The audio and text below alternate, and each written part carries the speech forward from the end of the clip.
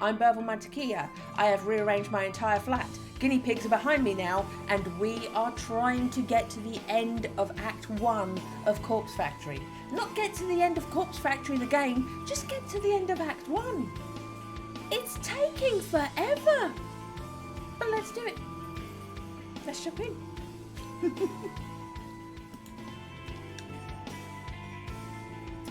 And we are continuing from this one.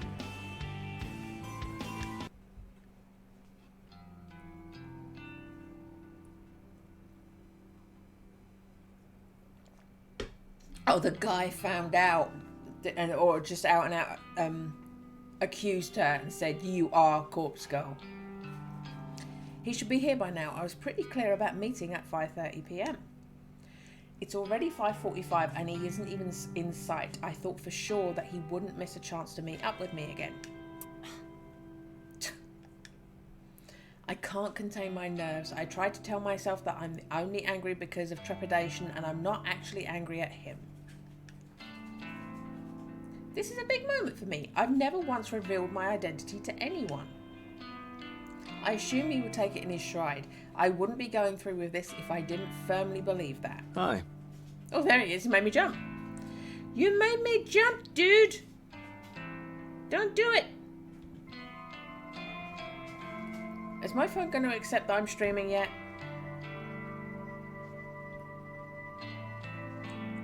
My phone doesn't believe that I'm streaming. Hopefully I am. Hi, Kojiro. My neck jerks in reaction to the voice. Oh, there it is. He's there. Okay, we've got it. We're back. There you are. I'm late? I make a point of checking the time on my phone and nod. Soz. Traffic? Soz. You drove here? No. Okay.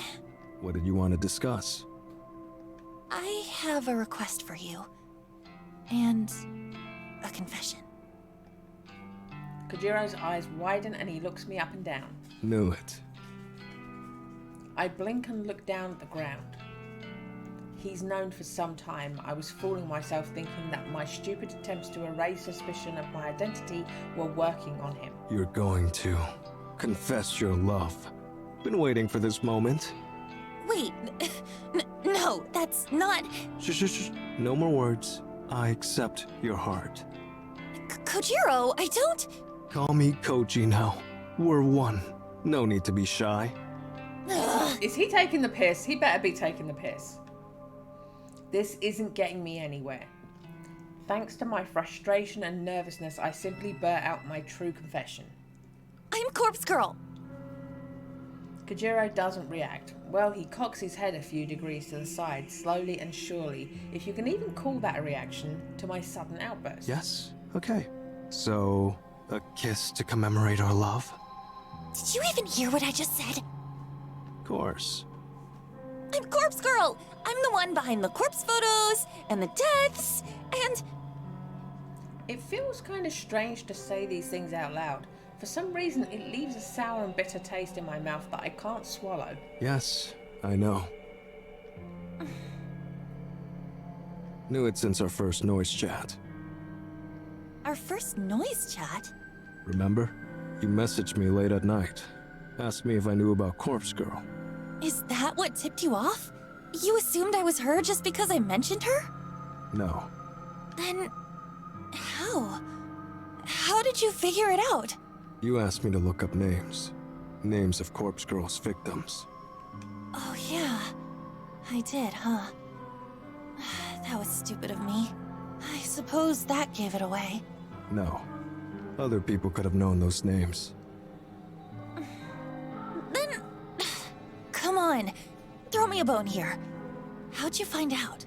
You said you requested Eiichi Hanada's death. Eiichi Hanada, the guy who died in a traffic accident.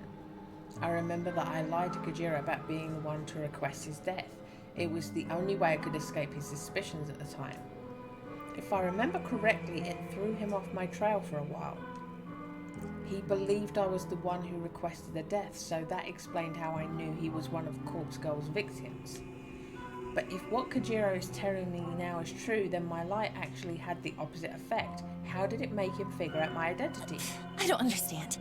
I confessed to requesting Eiichi Hanada's death. So what? That was a lie. Even so, I still don't understand. You're not making any sense. Kojiro's shoulders drop. He stares at me intently. You lied about requesting Eiichi Hanada's death. That lie proved to me that you're a corpse girl. Yes, but how? Tell me! It was him? I was the one who requested Eiichi Hanada's death.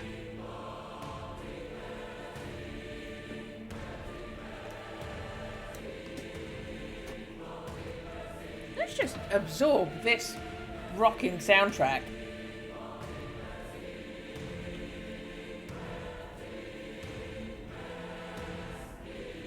And bemoan the fact that my phone will just not let me watch my own stream to make sure we're okay.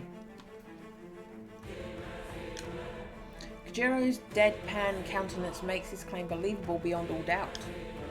I feel the blood drain from my face. I submitted his photo to Corpse Girl's website. Imagine my surprise when you claimed that you did it. That lie made it clear.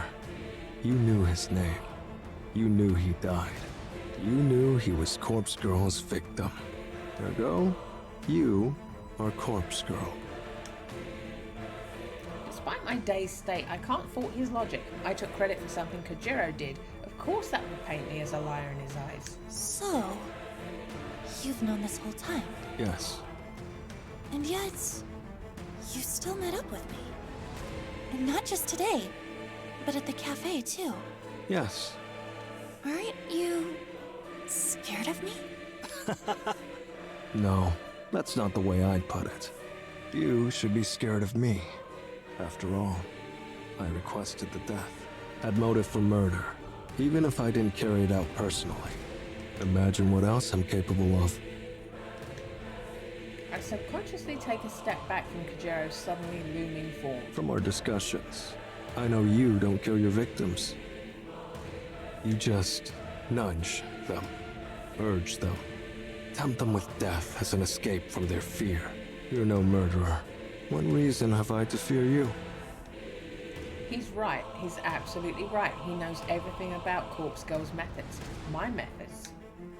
Kojiro is a dangerous enemy. Or a powerful ally.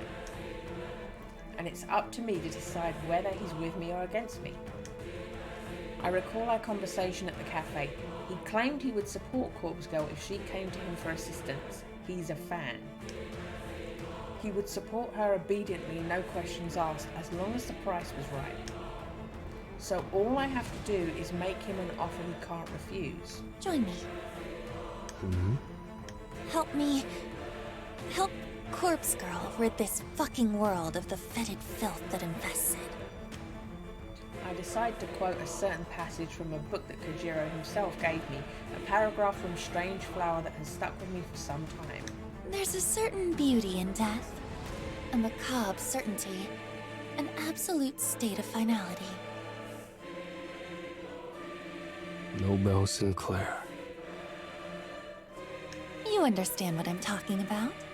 You work with cadavers for a living. The dead can't hurt you. They can't betray you. They can't disobey, or object, or disapprove. Wouldn't it be better if we were all beautiful like that? Perhaps. Didn't expect Corpse Girl to be so vain. Is your motivation simply to impart your own ideas of beauty to the world? No, There's more to it. of course. Me, myself, Noriko, may be vain. But Corpse Girl isn't burdened by such petty notions. Her ambition is pure. Her ambition is crucial to the survival of the entire human race. Thought I had a big ego. You're so self-important. Both you and Corpse Girl. I don't expect you to understand. Not yet. But I've realized that I can't do everything alone. I need your help. I need cadavers. I see. What's in it for me?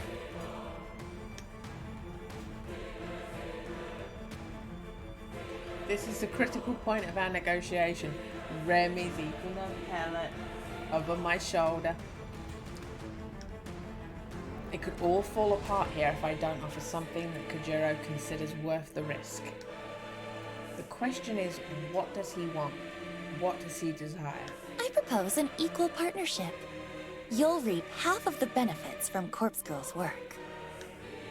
This offer is a gamble, and I know that in the back of my mind, however, it was the only feasible solution I could come up with. When I planned out this encounter late last night, this tactic relies completely on my assumed understanding of Kojiro's innermost desires. If I'm wrong about him, then this whole thing will blow up in my face. Corpse Girl will create more death than you could ever imagine. Think of all the fresh corpses you could get your eager little hands on.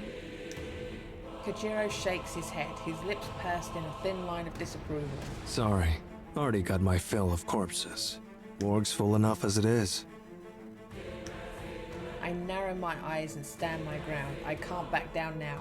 I'm so close to unraveling him and his secrets. You've always wanted to mimic Nobel Sinclair. I can see it in your face, in your very soul, whenever you praise his work. You want to emulate his actions and experience his escapades firsthand. You want to dress up corpses, take them out to dinner, perform all manner of bizarre social experiments with the dead. It's your passion. But living vicariously through Nobel Sinclair's books isn't enough for you anymore.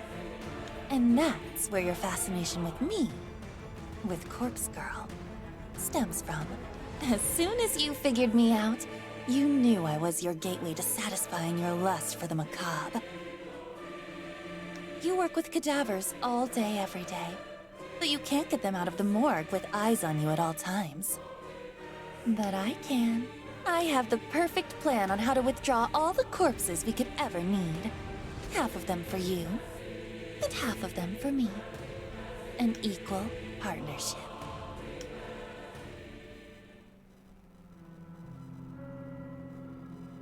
I end my speech and let Kojiro bask in my words. I hope I was convincing enough to sway him, and I pray that I am correct about his sickest desires. His reaction isn't exactly what I was expecting. He laughs, a big hearty guffaw that scares a few nearby birds, and sends them flying to safety. My Dr. Pepper is making me burp, so I'll drink more. Clapping his hands together slowly, he inches close to me until I can feel his breath across my face. Figured me out? I'll play along. Say there's a way to get corpses out of the morgue without getting busted. Don't you think I'd have found it by now? Perhaps you're not as clever as you think you are. Perhaps. But you have the answer? I do. I guarantee it will work. A bead of sweat forms on the back of my neck. I'm not exactly bluffing because I have planned out this whole scenario in detail. But until I actually try to pull off such a maneuver, I can only speculate that it will work. I need to exaggerate my confidence long enough for us to rally together. Something about you makes you seem trustworthy. So be it. Consider us partners. For now. You accept? Sure. Don't make me regret it. But listen. What I do with my share of corpses is my business. No nosing about. Got it? You still want to keep secrets, even if we'll be working together? Shouldn't we be open and honest and build a trusting partnership? Here's the deal. You don't pry, and I'll assist you with Corpse Girl's work. I'll help you craft your elaborate photos. No charge. I get privacy, you get an assistant. Mutually beneficial. Wouldn't you agree? I think about his offer. It's true that I don't really need to know what he's going to do with corpses on offer. The whole thing is illegal already, so if he wants to take it further, that's not on me. And if I can get some assistance, it will surely help me churn out photos at a faster rate. I'll need muscle to move bodies for starters. That alone is worth keeping my nose clean. Okay, we have a deal. Glad to hear it. Kojiro extends a hand and I grip it as firmly as my frail bones will allow. We shake once and Kojiro offers me a surprisingly warm smile. His intense murderous demeanor suddenly vanishes and he reverts to his awkward alien self. Saw us about the love confession stuff before. Too late now, but I'd have helped Corpse Girl in return for a simple date. Seriously? Did I come up with some elaborate insight into his psyche and his desires for absolutely no reason? Was all he wanted was a chance to take me out? No backing out now. We've got a deal, right? Right. Welcome to the team, Kojiro. Team Corpse Girl, huh? Well, it's good to be on board. My more connection, your schemes. We hoist piles of corpses out and split the stack 50-50. That the whole of it? To put it simply, yeah. And I get your assistance with Corpse Girl's work. A reward for keeping my eyes shut. Of course. Looking forward to that. The spoken contract's as good as anything to me. I'm satisfied. When do we start? Soon. There's only one thing missing from my plan. That is? We need somewhere to store the bodies we retrieve. Somewhere big, with no one to meddle in our business. I'm thinking an old warehouse or something like that. A warehouse, huh?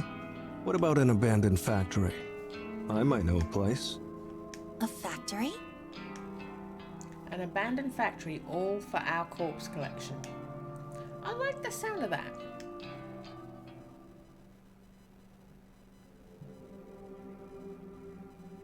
It's pretty late by the time I get back home. I'm completely wiped out. That conversation with Kojiro took way more out of me than I would have guessed. My entire mouth feels parched and dry, probably due to a combination of nervousness and talking far too much. Still, I'm happy with the end result. That meeting was worth stepping out of my comfort zone for.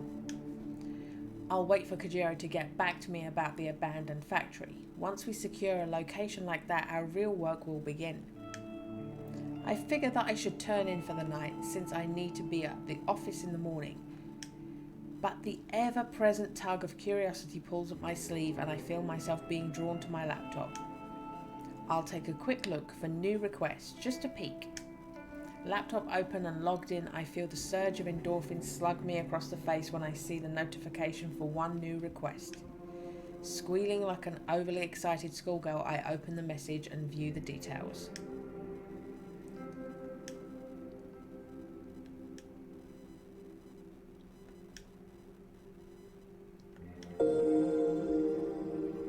The photo loads almost instantly and fills the screen. Is that the woman that molested your friend? A woman middle-aged with a stern expression, well-groomed and dressed in a business attire. And immediately familiar. Gotomi Ida. I'm in complete disbelief. Seeing this request come through the site gives me a disorienting sense of deja vu. I rack my brain for the cause, wondering if I've lived this moment before. The answer hits me quickly despite my mind's exhaustion. Kotomi Ida isn't the first co-worker of mine to have her death requested. Though I didn't know at the time, Akane Tsurumaki also worked in my building and her death was requested not all that long ago. Kotomi Ida marks the second person to be wanted dead within my company, and she's an exec just like Tsurumaki. I wonder if this is simply a coincidence. It surely has to be. After all, Tomoe confessed that she was the one to request Tsurumaki's death, and she seemed to regret doing so. Therefore, I have to doubt that she'd go on to upload Kotomi Ida's photo to the site. So who could want Kotomi Ida dead? She isn't the most likable person, but who really is? She deals with the juniors on my floor on a regular basis. The juniors like me, Tomoe, Shinya. That's right, thanks to Kotomi, Shinya's prospects at the company are dead in the dirt, and that's before even diving into the true issue, their current relationship. Would he request her death as retribution? He doesn't seem like the type, but I let out a sigh. I'm far too tired to run through the myriad possibilities tonight. I don't think I can even bring my weary fingers to navigate to the database of the deceased to start on this request.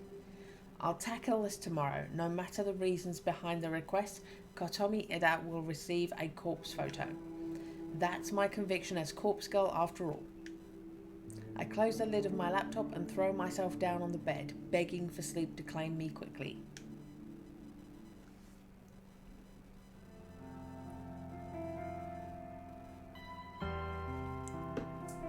I need to talk to you. What's with that look? Got something up your ass? Come on, just follow me. I grab Tomoe's wrist and guide her away from the labyrinth of desks and into the elevator waiting patiently for us. We emerge from the double doors into the lobby. The place is quiet and nearly empty. It offers significantly more privacy than the crowded 14th floor. God, your fingers are bony. You're pinching me. Sorry. I let go of her wrist and she rubs it gingerly against her clothes. Anyway, what's up? I hesitate for a moment. Even though I ran through this scenario in my head during the train ride, I'm still anxious about playing it out now. But this situation involves Tomoe either directly or indirectly. As my friend, she needs to know. I think Corpse Girl is going to target Kotomi Ida. Huh? Did she get one of them photos? Her reaction is fairly indifferent. I thought after being involved in Tsurumaki's death, this news would have more of an impact on her. Well, no, I don't think so, but How do you know then? that's hard to explain. Just bear with me. Kotomi and Shinya had a falling out. Because of her, his career here is at an end. I'm sure he told you about it. Yep. That makes sense. Shinya would confide in his girlfriend about his career, but I don't know the extent of Tomoe's inside knowledge. I doubt she knows the true nature of their relationship, judging by how nonchalant her reaction has been so far. So, if you can kind of guess what I'm getting at, What? I think maybe that Shinya requested her death. Shinya? Nah, he don't have it in him. Besides, that bitch has it coming. She does? Yep. I'm surprised you found out about it, but I plugged her photo into Corpse Girl's website yesterday. I'm stunned. I can hardly formulate a response to Tomoe's confession. Absolute skank. She deserves to die. But why? After you requested Akane Tsurumaki's death, why would you? Look, it's not about Shinya's career, alright? I spoke with him. Real deep and meaningful like. He confided in me. But since we're friends, I suppose I can share it with you. Kotomi Ida has been sexually assaulting him. Seriously? I feign a surprised reaction. In reality, I'm just more taken aback that Shinya actually confessed to Tomoe. It's been going on for months, he says. And now she's fucked his career up, so he'll have no choice but to leave the company. He leaves, and she gets off free without anyone finding out about what she's been doing to him. I hate her. I hate her so fucking much. I try to digest Tomoe's words. I didn't know that Shinya has been putting up with the abuse for such a long time. So Kotomi's motive for ending his career was purely out of self-interest. She was probably looking for a reason, any reason to discard him, and with that slight incident with Aoi was just good enough for her to seize. If he quits the company, she won't get found out. It's a simple plan, but utterly devious. We should tell someone what she's been doing. She can't get away with that. She ain't gonna get away with it. Corpse Girl's coming for her, remember? I can't wait to hear the news about Kotomi winding up dead somewhere. I hope she gets her throat slit. Yeah. But hey, how'd you find out about it? Tomoe cocks her head and gives me a concerned look. I brace myself as I watch the gears slowly turning inside her head, waiting for her to point the finger at me. I don't know why I thought it was a good idea to reveal this information to Tomoe. Should I have just kept my mouth shut and fulfilled the request like always? Damn it, why does my curiosity always get the better of me? I'm gonna cause my own demise at the rate I'm going. Oh, I figured it out. Kotomi must have received a photo and told you about it, huh? Wow, that Corpse Girl sure works fast.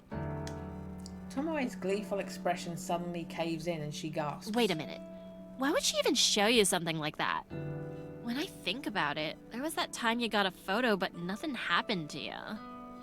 Then, the only way you could have really known about Kotomi is... I flinch as Tomoe takes a purposeful step towards You're me. a corpse girl, aren't you? You have to be. It's the only thing that makes sense. I avert my gaze and look to the floor in silence. God, are you for real? I can't believe it. You took your sweet time figuring it out. Don't give me that bullshit. You can't expect me to figure out something like that if you're gonna try so hard to hide it. What the fuck, girl? You get your rocks off by killing people? No, not exactly. I don't kill people. The hell you don't! Explain that bitch to Umaki. She killed herself. Yeah, she killed herself. That's the cover-up, right? I'm serious. She killed herself. But Corpse Girl encouraged her to do it. Tomoe blinks a few times, her face scrunching up and analysing my blank expression. You're telling the truth. Holy shit. I can't believe this. You're really Corpse Girl? There's no going back now. After hiding my true identity for nearly a year, I've managed to reveal it to 2 people in less than 24 hours. I just hope I haven't made a fatal mistake. It's true. I'm Corpse Girl. Dun dun dun! Wow, fuck me, right? All this time I've been thinking you're just some goth skank with weird hobbies. But you're actually pretty fucking cool. You're actually doing something with your life. Huh? I thought you'd be angry with me. Angry? Why would I be angry? God, this is the coolest thing that's ever happened to me. I'm friends with fucking Corpse Girl. And people said I'd never amount to nothing. Though it took me long enough to figure it out. I ain't the sharpest light bulb in the shed. I can't argue with that. Tomoe laughs and puts her arm around my shoulder. I shrink away a little, but her good cheer is somewhat infectious. I feel a flood of relief wash through my body. So, like, I gotta know. How many people have you killed? I said I don't kill people, remember? Yeah, you know what I mean. How many have offed themselves because of you? It's an embarrassingly small number. That's so? Oh, that's a shame. Listen, you gotta fill me in on all the juicy deets later, Kay. For now, please focus on getting rid of that bitch Kotomi. I'll do my best. Thanks, slut. Shinya and I will owe you one for sure. Tomoe swings around and looks towards the elevator. She turns back and gives me a thumbs up gesture. This convo never happened. Got it? That's my line. You can't tell anyone about me and Corpse Girl. Please, who would I tell? Well, the police, for starters. Fuck 'em. I ain't a squealer. I'm on your side, Corpse Girl. Relax. Anyway, peace. Tomoe ducks away and leaves me standing alone. I really hope I made the right decision here. I suppose I don't have a choice but to keep moving forward. My first order of business should be to take care of Kotomi Ida. If I can get her to kill herself, it'll prove Tomoe that I'm not messing around, and it might cement our friendship even further. I just have to get through the rest of the workday, then I can return home and focus on crafting Kotomi's corpse photo. That's when the real fun will begin. You stuck on your feet. Oh, she's doing zummies! She's doing zummies! She's gonna stop now that I put the camera on her.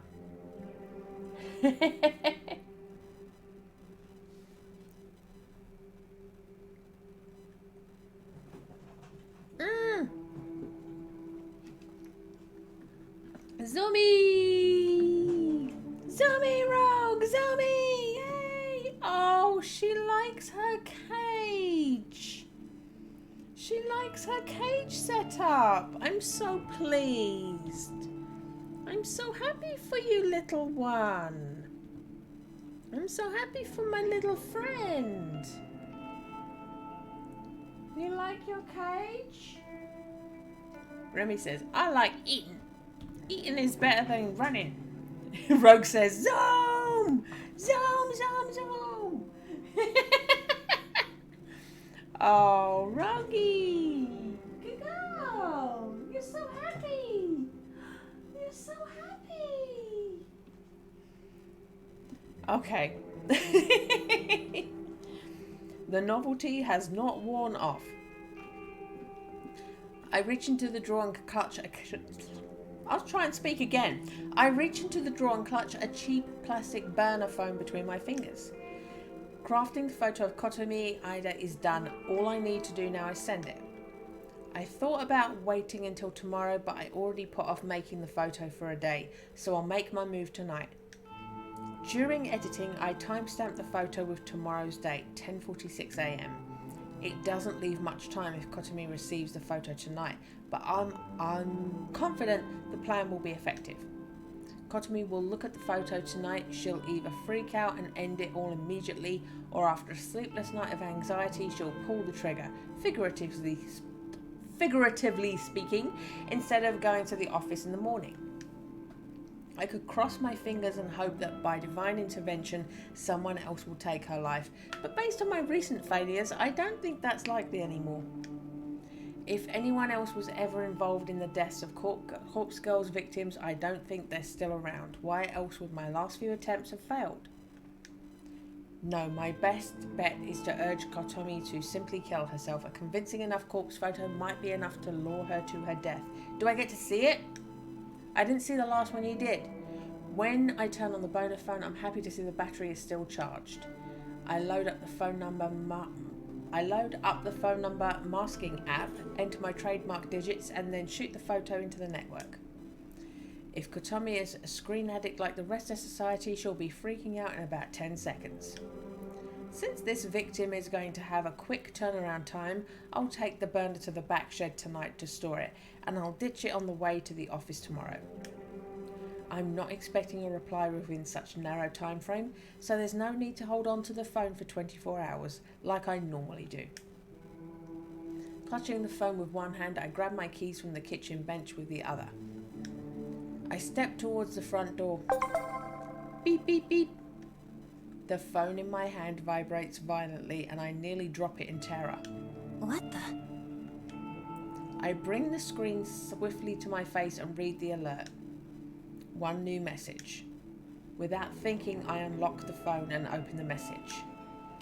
It's a reply from Kotomi Ida.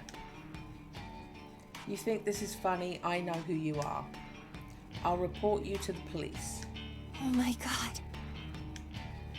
Holy shit! She actually replied. For the first time since Corpse Girl started her grand work, I've actually received a reply from a victim. Even though I used the number mask, there's actually nothing stopping someone from directly replying to my message. A reply message would still get sent through the network and back to the burner phone's SIM card. The number mask is simply a stealth tactic disabling the ability to view what the phone number actually is. It doesn't prevent replies. I discard the burner phones anyway, but it's an extra layer of security, not to mention a bit of a calling card. Judging by Kotomi's response, I assume we have a fighter on our hands. She's not going to give in easily. Her threat about reporting me to the police is a bluff. I'm confident that she couldn't possibly know my identity. I've been waiting for this. I've waited so long for someone to reply. I can finally put my contingency plan into practice. I've been holding out for this moment. I feel a wicked grin split my face in two, and I mash my fingers against the screen as I compose a venomous reply. You like that photo? That's you in about 12 hours unless you follow my instructions. The message sends in an instant, and I eagerly await the next reply. I am not left waiting for long. Kotomi's response comes through within seconds. Her attitude has completely changed. Please, I'll do anything. What do you want? I called your bluff, you piece of shit. Now you'll do what I tell you to. I enter my instructions clearly and concisely.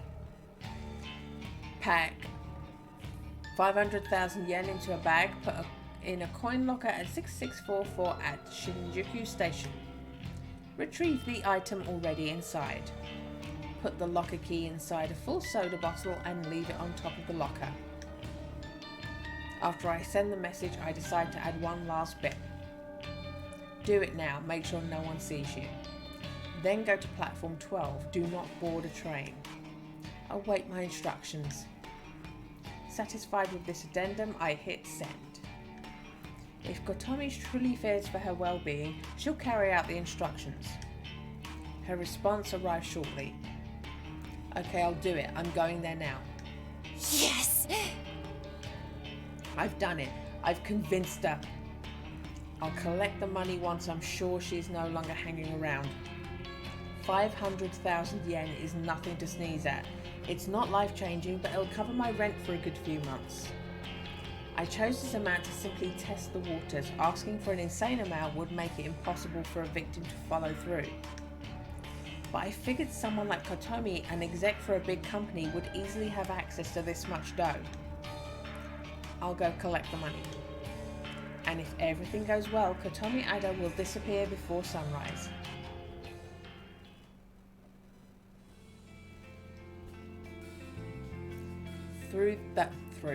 Though the hour is late, quite a few commuters are still navigating through Shinjuku Station's wide platforms and underground labyrinth.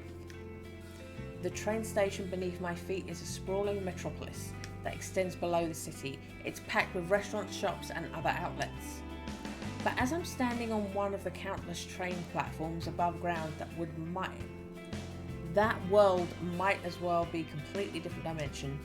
The only problem is that I'll have to brave the maze as soon as I descend platform stairs. I tend to get dizzy in such places. My normal morning route doesn't require me to travel through the underground plaza. I'm able to exit the station within minutes of my train arriving at the platform. Still, I'm somewhat familiar with the layout of the underground. I know exactly where the coin locker 6644 is located. The coin lockers in train stations like these are a popular way for people to store luggage or personal belongings for a few hours at a time. In Shinjuku, it can often be difficult to find a single available locker. But coin locker 6644 is special. I approach it from the main passageway of the underground, and my eyes take in the familiar sight.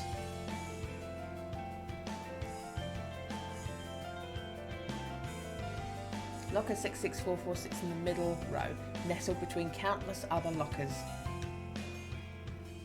Across the door is a thick coat of graffiti, colourful curse words sprayed on with thick paint adorn the locker. The graffiti is such an eyesore that it acts as a deterrent to anyone who might want to store their belongings. The icing on the cake is the condition of the coin-operated lock. The thing is busted and dented from physical abuse, like someone has tried to pry into it with a crowbar on multiple occasions. However, I know from testing it firsthand that the lock still works despite its battered appearance. No one in their right mind would use this locker, and that makes it the perfect spot to host my pickup. Glancing at the locker, I notice that a soda bottle sits on top of it, a soda bottle full of bubbly, opaque liquid. I quickly look around to make sure that Kotomi Eda is nowhere in sight. I walk past the locker and complete a lap around the immediate area, scanning thoroughly for her. But she isn't here. In fact, there are very few people in this little section of the station. Good, she followed my instructions perfectly. After leaving the key in the soda bottle, she left immediately. I approach the locker once more. I reach up above it and retrieve the soda bottle and then crack it open to hear a fizzy hiss.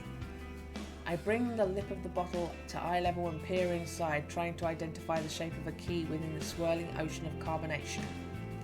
There it is. I try to fish inside the narrow bottle opening with my fingers. Thin though they are, I can't squeeze more than one finger inside the bottle at a time.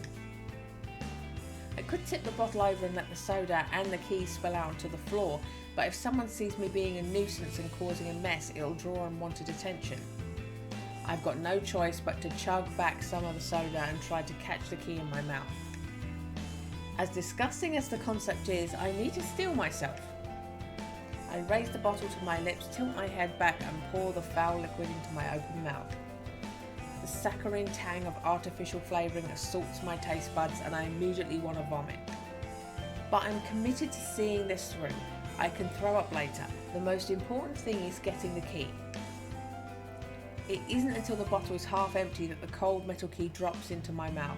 It clangs against my teeth and I nearly choke in surprise. Sputtering and spitting, I feel droplets of soda running down my chin. My cheeks are puffed up like a squirrel as I try to retain the key and the soda in my mouth. I reach my fingers into pursed tight lips and recover the tiny key. I quickly swallow down the rest of the soda in my mouth, trying hard not to release a repugnant belch. I turn the key over in my hand and smile. My sticky teeth adhere to my lips and it takes me a few seconds to lick them clean. Tossing the soda bottle into the nearby trash can, I wipe the key clean on my skirt and quickly insert it into the coin locker. I twist the key, turn the latch and swing the locker door open. Inside the dark vault is a single bag, a simple paper pouch like you would get at a grocery store. I pull the paper bag out and take a look inside. Thick stacks of 10,000 yen bills fill the bag. I'm not foolish enough to stand here and count it out, but I'm confident the amount is at least pretty close to what I'd requested. It worked! My plan worked! I can hardly believe it. I devised this contingency plan months ago. I waited so long to try it out. All I needed was somebody to have replied to their corpse photo. Somebody will try and reject their fate. I wanted to prove that people would bow to fear and do anything to save their own skin, and it seems that I was right. Just one more thing to do. I fold up the paper bag and clutch it tightly with my free hand. I pull the burner phone out of my handbag. I compose the message to Kotomi Ado, who should be obediently waiting above ground on the train platform. When the next train arrives on your platform, stab the first person to disembark. You must kill them. If you escape, leave this prefecture and never return. It's done. When I first opened the coin locker and retrieved the paper bag, I immediately noticed the knife that I had placed inside months ago was missing. Kotomi followed every word of my instructions. My message had read, pack 100,000 yen into a bag, put in coin locker 6644 at Shinjuku Station, retrieve the item already inside. I've given Kotomi an opportunity. She can trade another's life for her own. If she kills someone exiting the train, Corpse Girl will spare her life. It's a simple exchange, and one that I bet she's willing to make.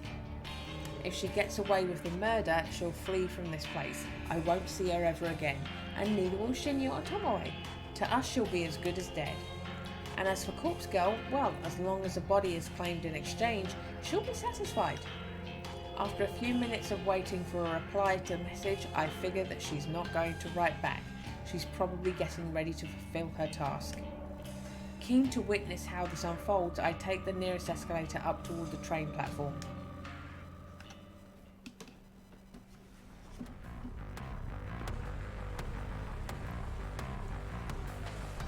The scene is absolute chaos. Did she go on a spree? It wasn't difficult at all to navigate to this area. All I had to do was follow the echoing screams. I spy the shadowed form of a body lying on the platform in front of me. I can't make out any details, but a shallow pool of blood reflects the harsh light shining from up high. To my surprise and delight, a second body is sprawled across the ground nearby. It's a young woman's corpse with one arm raised against the side of a vending machine. Adrenaline surges through me at the violent scene. Kotomi Ada, she managed to take out 2 people? She might be my new favourite person in the entire world. I hear panicked voices around and turn my head slowly. What the...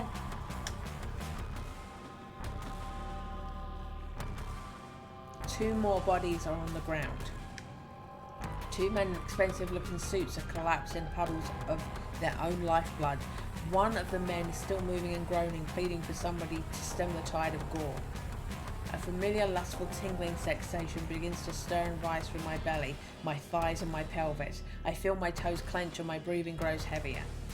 There's one more surprise to be had here amidst this beautiful spectacle of carnage.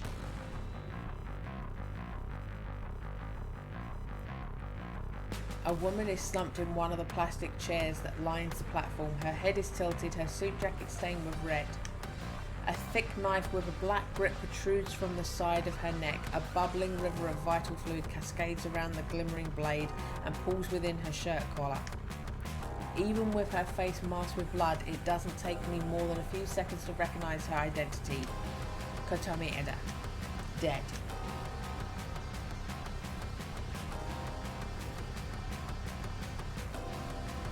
I swing around and take in the entire view of the platform. Counting up the bodies in the path of the slaughter, my mind pieces together the theoretical scenario. Kotomi waited as the train doors opened, knife drawn, the knife she retrieved from locker 6644. When the first person stepped out of the train, she stabbed him and left him for dead. The body that I first saw laying on the edge of the platform is perfectly aligned next to the train to fit this theory. In a panic, Kotomi would have attempted to flee. She bumped into her second victim, the young woman slumped against the vending machine, and cut her down desperately to make her escape. Judging by the wound on Kotomi's own body, I would assume the two businessmen lying face down tried to apprehend her. They must have sustained fatal wounds before finally managing to wrest the knife away and plunge it into Kotomi's neck. It's all just speculation, but I'm fairly confident that's how this whole event played out. It was probably over in less than 60 seconds. And it couldn't have worked out better for me. I never dared hope that Kotomi would meet her end once this plan had been set into motion. I would have been satisfied with her simply skipping town. I feel my legs weakening under the weight, and I'm afraid I might buckle at any second. The waves of radiating heat spreading throughout my body are causing me to tremble and shake. There's so much blood, it's everywhere. I've seen it in countless photos and thought I'd become desensitized to it. But maybe I was wrong. Seeing blood in real life is completely different. I feel faint and pale and excited and aroused. I need to get out of here before the police arrive. More important, I need to get away before I collapse in a sweaty heap of lust and pleasure. I turn on my heel and sprint down the rising escalator as fast as my quivering legs would permit.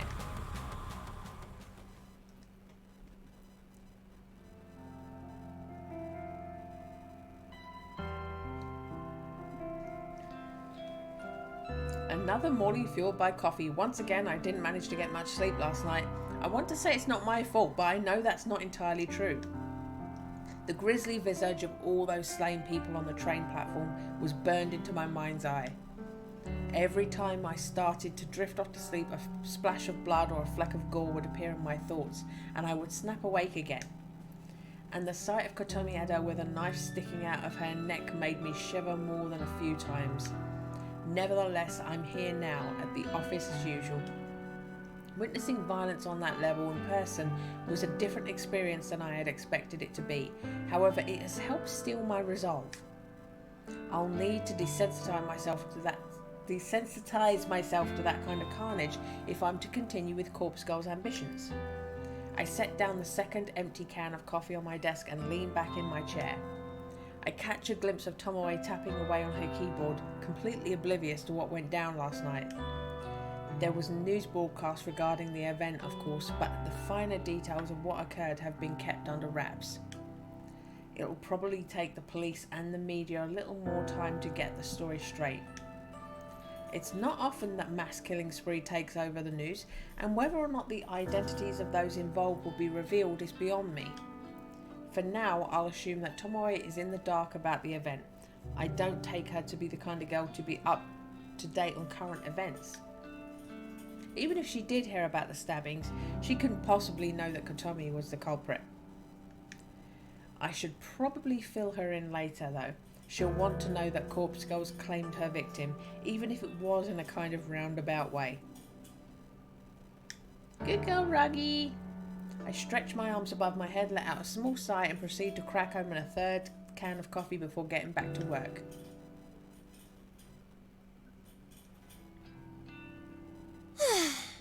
You got a minute? Shit, yeah. I wanted to speak to you anyway. Oh, okay. Well, you go first. For sure. Well, I wanted to thank you for killing Kotomi Ida. I don't know how you did it, but thanks. Huh? How did you know she died? Oh, come on. She didn't come in today, right? and there was that brutal stabbing incident over at the station last night. It don't take a genius to put 3 and 3 together. That shit went down so close to here, where we spend so much of our time. Chances were good that it affects someone we know. I shake my head at her logic. This city is home to more people than you could count. I don't know how she came to the conclusion, but the fact that she's actually correct just blows my mind. Well, yeah. I guess that's it then. I'm thankful. For serious.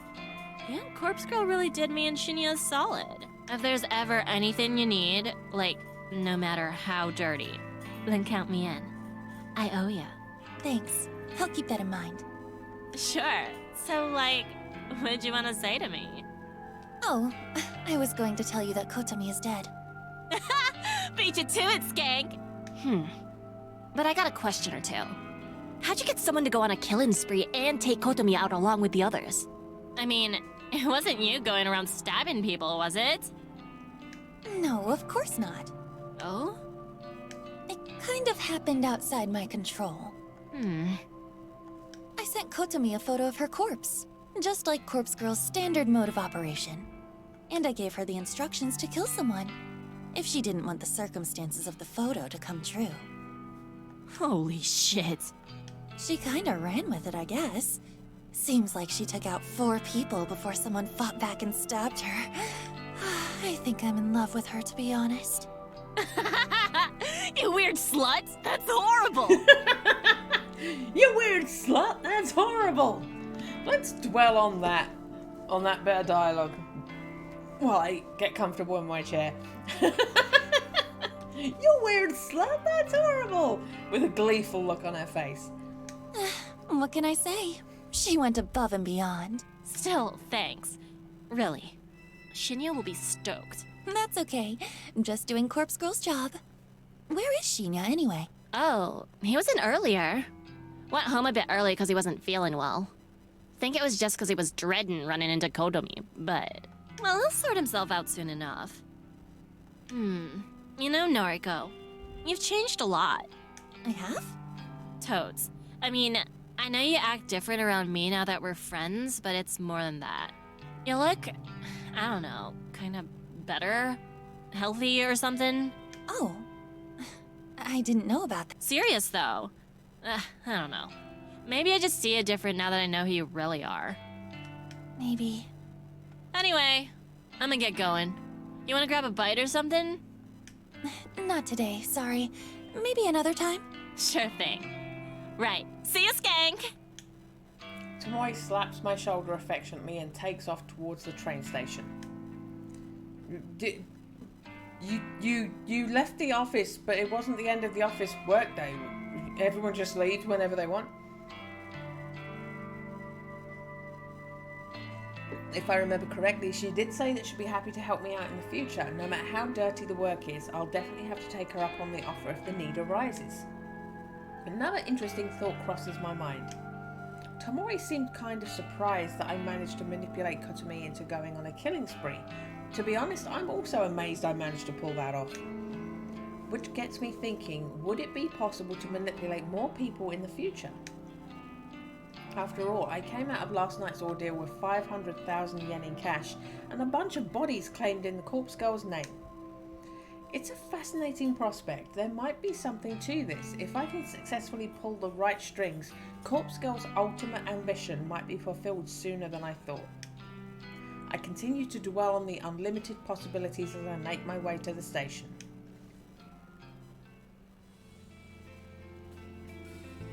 Standing on the train platform, and thankfully not the same one from last night, which has been temporarily closed, I stare into space completely lost in thought.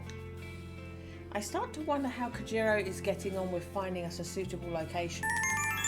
As I fantasize about having an abandoned warehouse or factory to call our own, my phone cries out desperately for attention.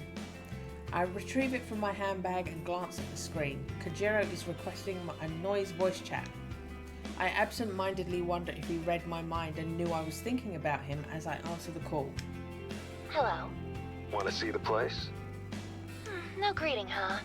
Sauce. Hi. Want to see the place? What if I'm busy right now? Sauce, you busy? No. Great. Want to see the place? I roll my eyes and decide to just go along with it. After all, I am dying to move ahead and see what kind of location he has secured for our work. Yep. Where is it? Mad. Shin Okubo, behind K-Town. An abandoned factory. Just what you wanted. Shin Okubo. That's suspiciously convenient. Why? I work in Shinjuku. It's just one station away on my train line. Okay, I'm heading there now. You in? I'm in. How do I get to the factory from the station? Exit the station to Okubodori. That's K-Town proper. I'll message you the full address. Okay, got it. Just head through Koreatown. I'll be there soon. Mad. Bye. Kojiro ends the call and I immediately receive a message with the factory's address. Seems easy enough to get to. I feel a bit nervous about going there. It's a new place and it's located in a town I don't normally travel to. But for some reason I feel energetic. I actually feel enthused about it.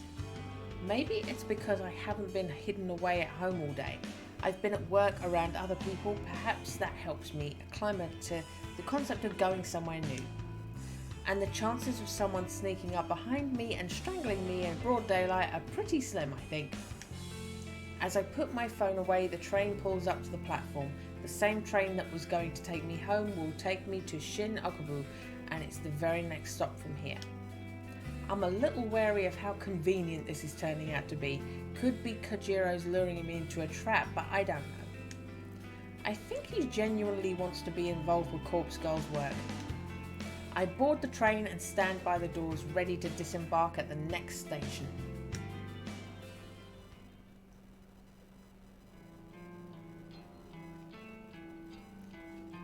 That is actually a very good piece of art. It's a very detailed building. That building could be in South London. It looks just like ones that the Docklands goes by.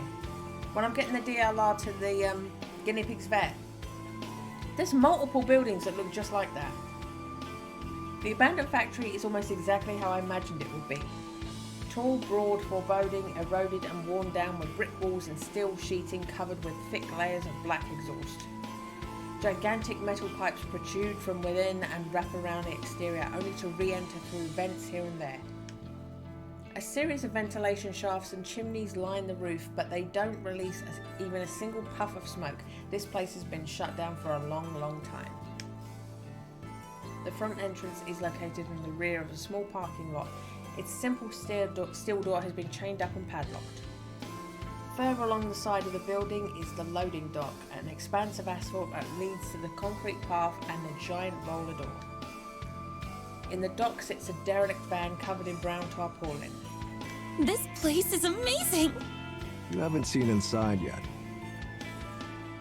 I glance towards the steel door securely chained shut and wonder if anyone has entered within the last decade. If Kojiro has checked out the inside, then he did well covering his tracks. How do we get in? Around here. I follow his lead as he walks towards the corner of the building. A steel railing bars our path, but he swiftly hurdles over it and continues down the side of the factory. I take a minute to climb the railing, making sure not to twist an ankle as I stick the landing on the other side. So this is the corpse factory. Through here. Kojiro points to an open window. Thankfully, there seems to be enough of a gap for someone as large as Kojiro to slip through. I keep burping, I'm so sorry. I shouldn't have an issue getting in either, despite my thin, heavy-set frame. Thin, heavy-set. Those two words don't go together in my head. Thin, heavy-set. Is this her, like, eating disorder thing where she is so fragile that just typing makes her feel like her bones are going to snap in her fingers, but she thinks she's a beast at the same time? She keeps describing the lightest little bit of something that she's doing as, oh, she's so frail, she can barely manage it. And then the next breath, she's like morbidly obese in her mind. Frail, heavy set. Thin, heavy set. He slides in first and I quickly follow.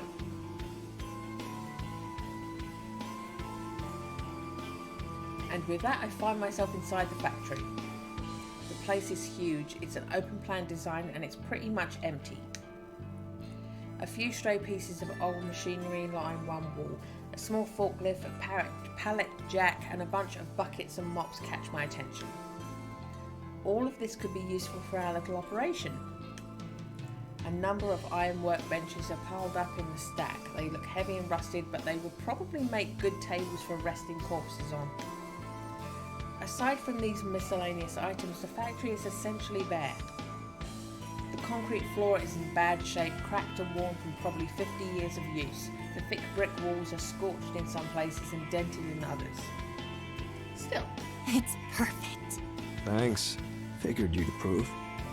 How did you know about this place? Kojiro doesn't answer immediately. His eyes turn to the stupendously high ceiling with its array of glass sunlights beaming down light upon us.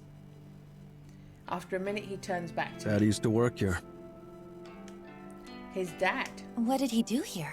This place used to manufacture steel fencing, chain link fences, barbed wire, chicken mesh, that kind of thing. Huh, I see. A lot of that is imported now. There's still an industry here, but Dad couldn't compete. Went out of business maybe a dozen years ago. Died about a month later. He died? That's how it goes. I'm sorry. We weren't close. Well, could have been closer. So, how come no one else bought the factory? Look around. It's a dump. Who'd want it? Cost a fortune to fix or rebuild. Wonder if it was waiting for us. Yeah. I wonder. It definitely all seems too good to be true. But this is the real deal. This is our factory now. Going half on this, right? Right. Okay. Good. Welcome home then. Or something. Let's work well together. Roger that. I've entered an unlikely partnership with Kojiro. We've obtained a base of operations safe from prying eyes. The next step is to fill this factory with corpses and carry on with Corpse Girl's grand scheme.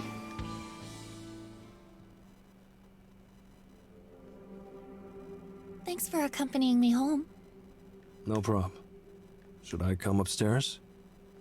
No, I don't think that's necessary. Okay. By the way, when are we starting work? Well, as soon as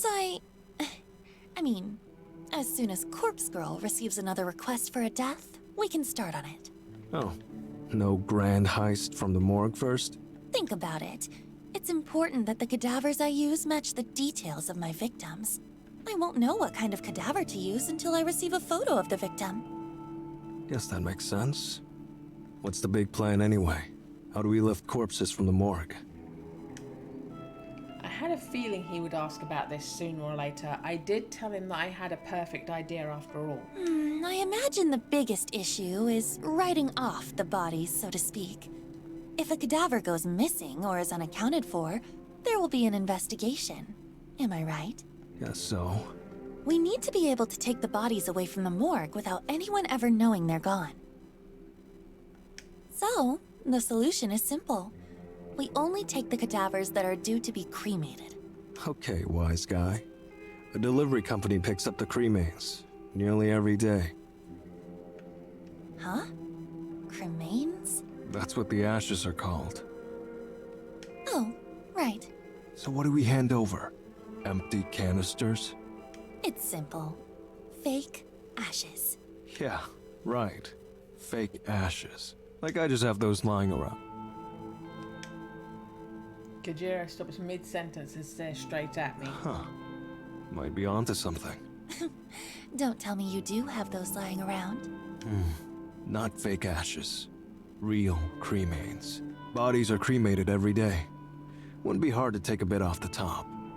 Huh? Could probably get away with like a quarter? I'm confused. What are you talking about? Zaz. Every time someone gets cremated, I'll collect a quarter of the ashes. Store them, put them aside. Won't take long to fill up a whole canister. let me see if I follow you. You gather up a little bit of ash from every cadaver that gets cremated. Whenever we want to hoist a body from the morgue, we use the previously gathered ashes to fill a canister. We slap a label on it that says, "These are the remains of so-and-so."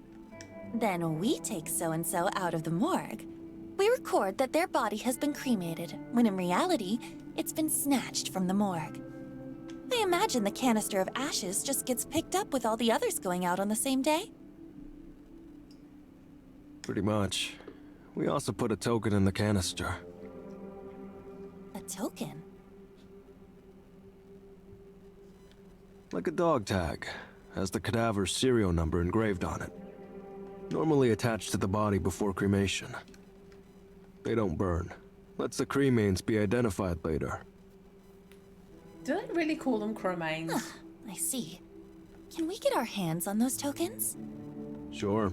The bodies we're lifting from the morgue are due for cremation anyway. I can get the tokens engraved without a hitch. Proper serial numbers and all. Okay, good. This is getting complicated, though. There's quite a bit we have to remember to do. Don't worry. I'll take you through it when we need to. Most importantly, I'll need to start gathering portions of cremains. Need to have those collected in advance. Yeah. Thanks. Really. No props. But big question remains. What's that? How do we move cadavers out of the morgue? Ever tried lifting a stiff? Not easy. And you're no bodybuilder. No offense. None taken? Look, security in the joint is minimal. I'm there alone like 90% of the time. We don't have to worry too much about getting busted. As long as we cover our tracks, of course, and only take cadavers we've written off, as you put it. Bodies nobody will come looking for. Hang on. Are there security cameras, alarm systems, anything like that? Don't think so. Plenty in the hospital proper, though. That's fine. As long as the morgue is clear. Still, answer my question. How do we move the bodies? You got a hearse? A truck? No, but surely we could get something. What about a small van? You got a license? No. Need a driver's license. And not just that, needs to be suitable for a van. A medium vehicle license, I think. Oh, I don't have a license, but surely driving a van can't be that hard, right? We could just rent a van and wing it. Uh-huh. Can't even rent one without a license. Okay then. Do you have the right license? Don't look at me. Never driven a vehicle in my life. Yeah, me neither. Great. So this is a bust. I put my head in my hands. We got so far, we secured a factory, planned out our heist, and... Hang on. I whipped my phone out of my bag and skimmed through my noise contacts. I prefer to text than call, but I'm too impatient right now to wait for a response. I start a voice chat request and wait for the recipient to answer. Hey, Skank, what up? Tomoe, hey, you got a sec? Sure. Do you have a driver's license? Yep. No car, though. Okay, what kind of vehicle is your license good for? Like cars and scooters. Not vans. I mean, I don't think so. I curse under my breath. Yo, what's the problem? You need a lift or something? Not quite. I need to, pick something up. Oh, something big? Is that why you need a van? Yeah? I don't know if there's anything I can do about that. I can't even rent a van with my license. Yeah, I know. I shoot a deathly glance at Kojiro and he just shrugs and look of "I told you so" on his face. I mean, if you're desperate, you could just buy a van. Huh? I see secondhand vans listed for sale all the time. Check out the noise marketplace and the classifieds pages. No one will check for a license on a private sale. It's just one chump selling a van to another chump. Holy shit. You're right. You're a genius. Well, I don't know about that. Thank you. Oh, by the way, you wouldn't object to a driving gig, would you? I do owe you one, I suppose. You want me to drive a van, though? If I get busted on my license, I'll go to prison. You won't go to prison. It'll be a fine at most, I think. I look at Kojiro and he gives me another shrug. Look, if you get a fine, I'll pay for it.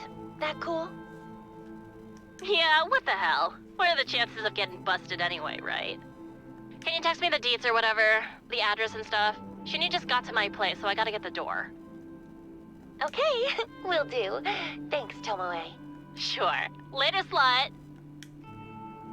I end the call and feel a wave of excitement flooding through me. You get all that? More or less. You girls sure are loud. Sorry. So, I'll need you to do me a favor. By van, right? Yeah, you're a big, strong man. You won't get ripped off. I'm just a poor little girl. Cut it out. I'll do it. But you got the money? As a matter of fact.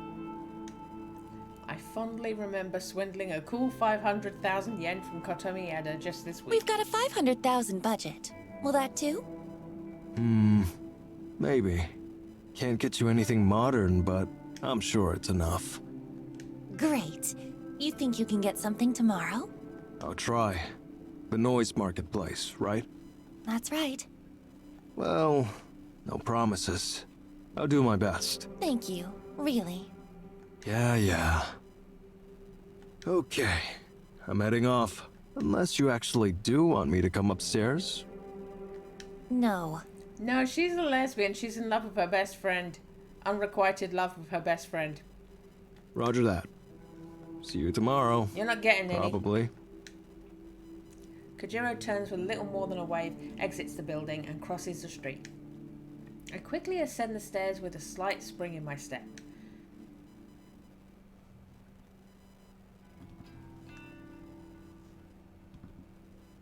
Okay, 1.5 hours.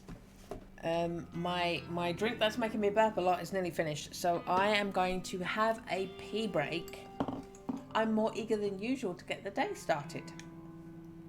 When I get out of bed, I take my medication just like usual. I've been good at keeping up with it lately, sticking to my newfound convictions. I get that thing occasionally where I stop myself because I think I'm doing it wrong, and then my brain goes, "You were doing it perfectly. Why did you fucking stop?" I wash down the tablets with a glass of water. After getting dressed, I put on my makeup. And she stands there singing for money. Sorry. It does fit in with that. It does fit in with that song. Gotta have a makeup. She's just like you and me. But she's homeless. She's homeless. Okay. The same morning routine, same movements, the same actions. But I feel good today. I'm not dragging my feet and I'm happy that things are moving forward, both for me and Corpse Girl. As I'm packing my handbag, I receive a call from Aoi. Aoi, I haven't spoken to her for a little while. In fact, the last time we spoke, I think it was way back when she didn't come into the office for her first day of work. That was nearly 2 weeks ago. Shit, I really dropped the ball. I'm supposed to be trying to look after her, but the thing is, the last thing you did say to each other in person was her having a go at you trying to protect her and take care of her and run her life all the time. So leaving her for 2 weeks is probably a good thing. I've been so caught up with my own crap. In addition, I've been actively trying to put her out of my mind in order to get over my feelings for her. But now I feel like I've just neglected the poor girl at a time when she needs me the most. I hurriedly answer the call, too guilty to keep her waiting any longer. Aoi! Hey, Noriko? I'm so glad you called. I've been a terrible friend. I haven't kept in touch with you. No, it's okay. Really, I've been busy. I should have called you earlier. Seriously, I'm sorry. It's okay. Did you want to talk to me about something?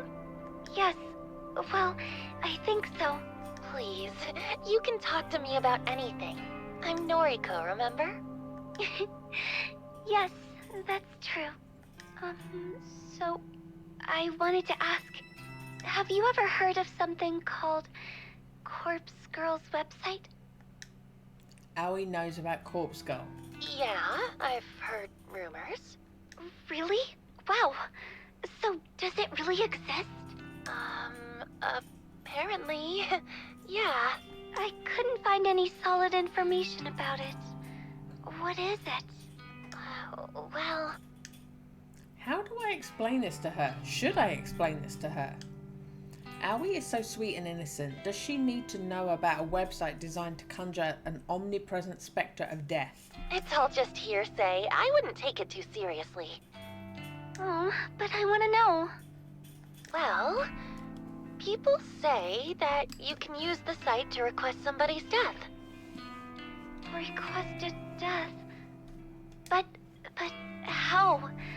How does it work? Really, I don't know.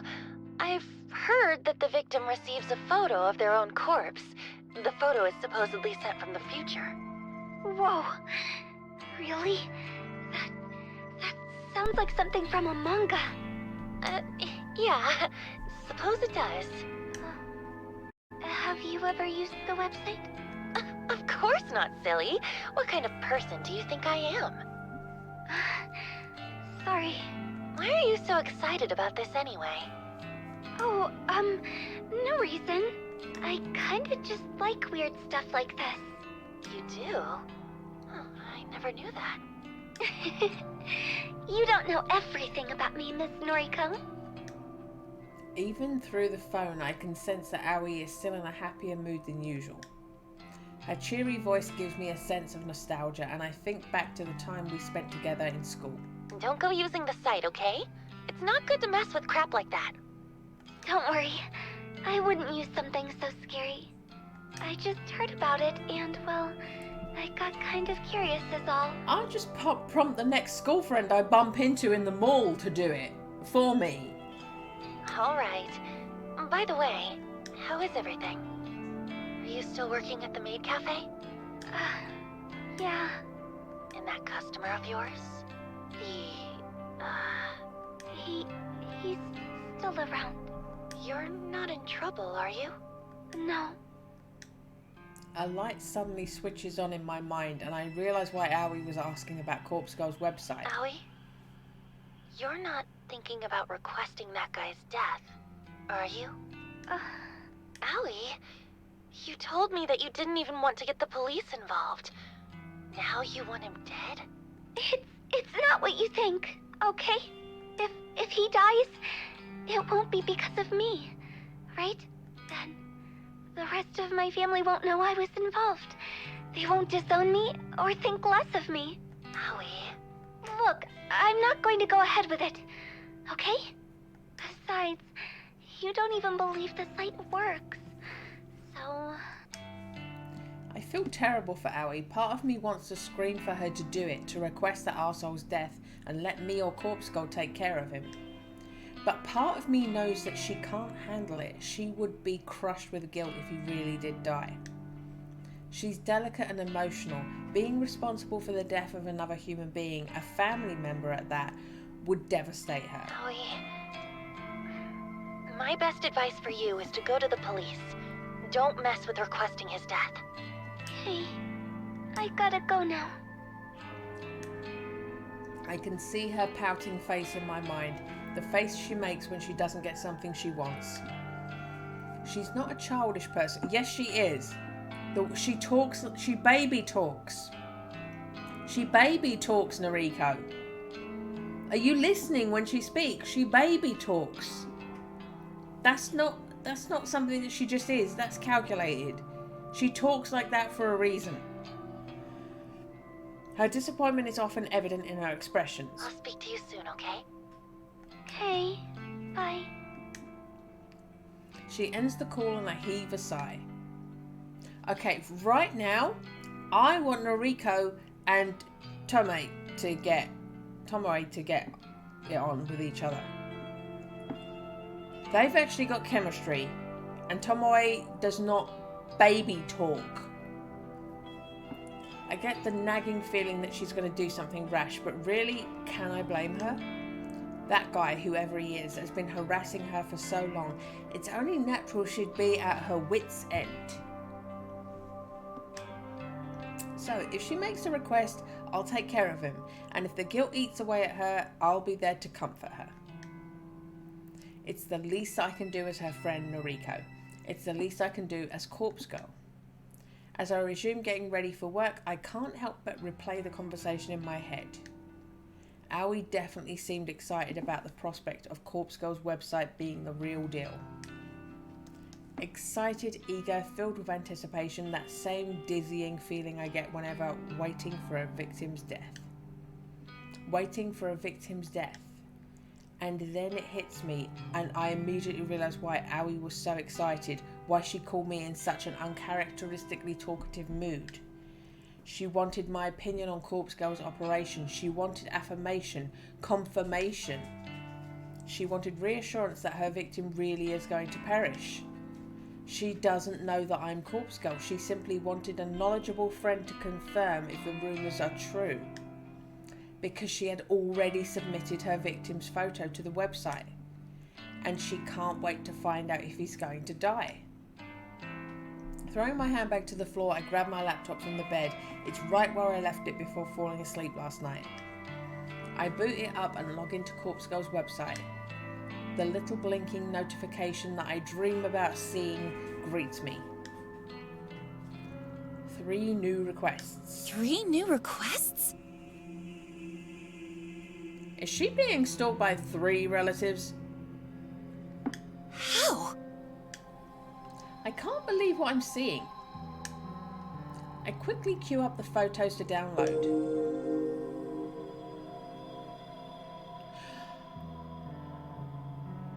So the middle one is the one we see die in the prologue.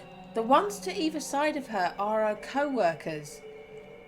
So the one that the middle one requested the death of everyone she worked with beforehand, before she did it. After a few seconds they all open up. I flick through them with a dumbfounded expression plastered across my face.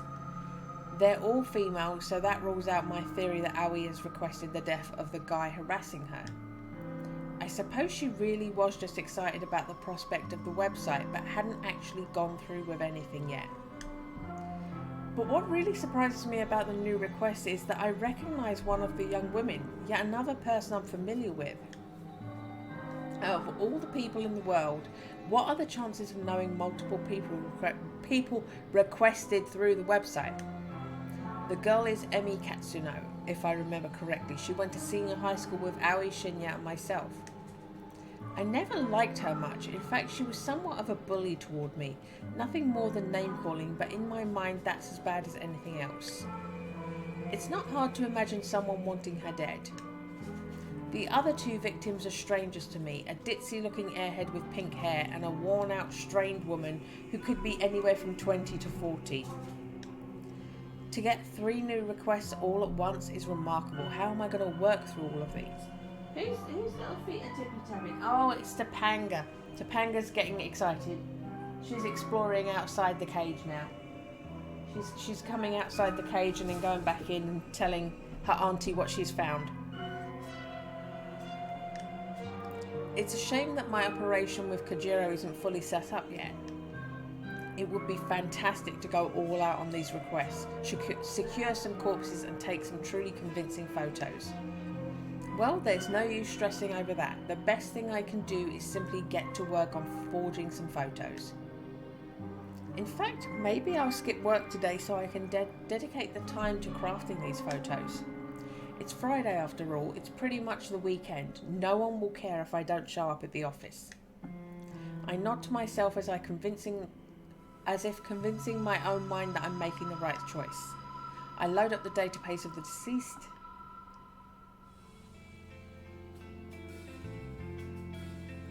I step outside my apartment building, squinting in order to defend myself from the overwhelming rays of sunlight assaulting my eyes. As narrow as my vision is, I'm able to determine that Kojiro is nowhere to be seen. Where is he? Once again, he's making me wait. As I mumble under my breath, I hear the screeching of tires and watch in disbelief as a van pulls up outside my apartment building. It's a beat-up old thing that may have once been white but is now covered in grime. The windows are either tinted or encrusted with dirt.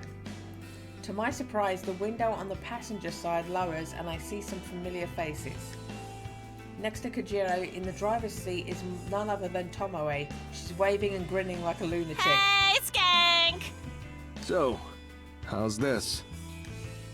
My face must reveal my fury because Kojiro flinches before I can even respond. Where did you even get this piece of shit? Some guy. Some guy? What guy? That's some guy from the noise marketplace. Only wanted $250 for it. So, here's the other half of your money back. You're welcome. He holds up the paper bag I gave him earlier. It seems to still have a bit of weight to it. When Kojiro showed up at my apartment earlier this morning, he told me he'd found a great deal on a van.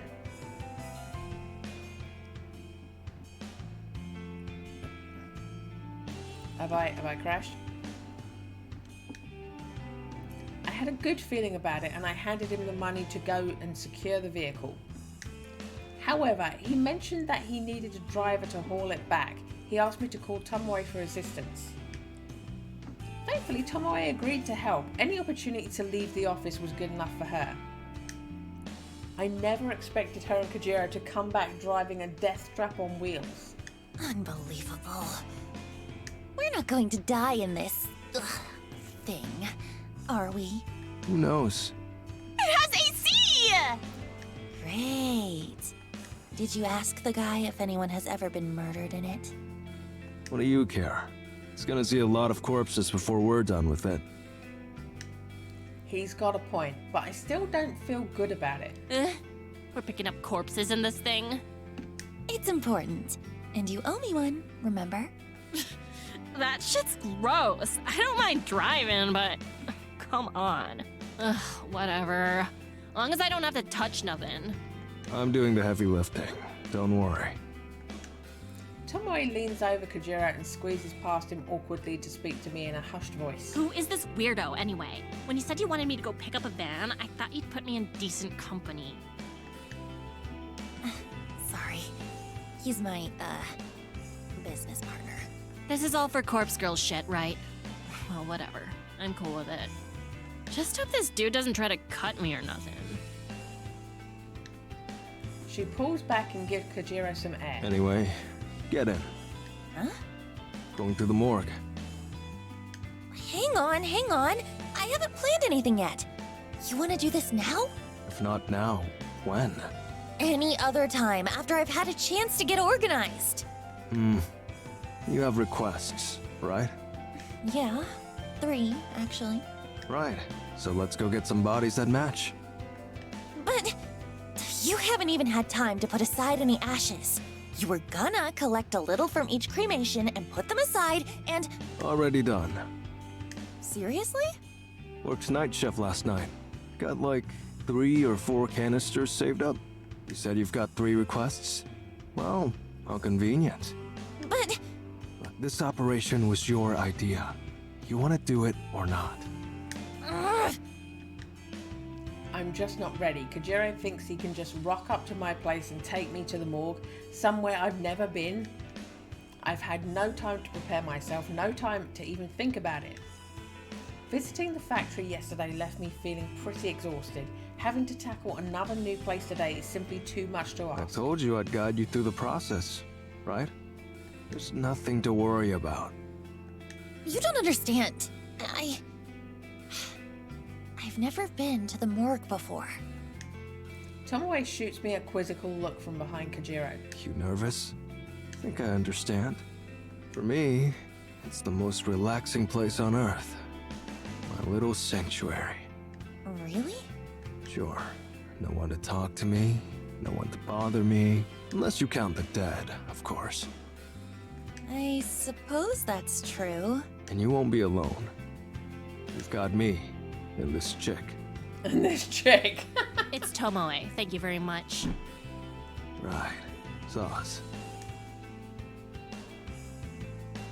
I take a deep breath and brace myself for the next thing I'm about to say. Okay, let's go. You've got me and this chick. Kojiro is right. Everything will be okay. I need to get used to going to the morgue. It's a new place, but it's going to be an essential place. I tell myself that this is all for Corpse Girl, for me. For us. Kojiro pulls the van's sliding door open and I take a careful step inside.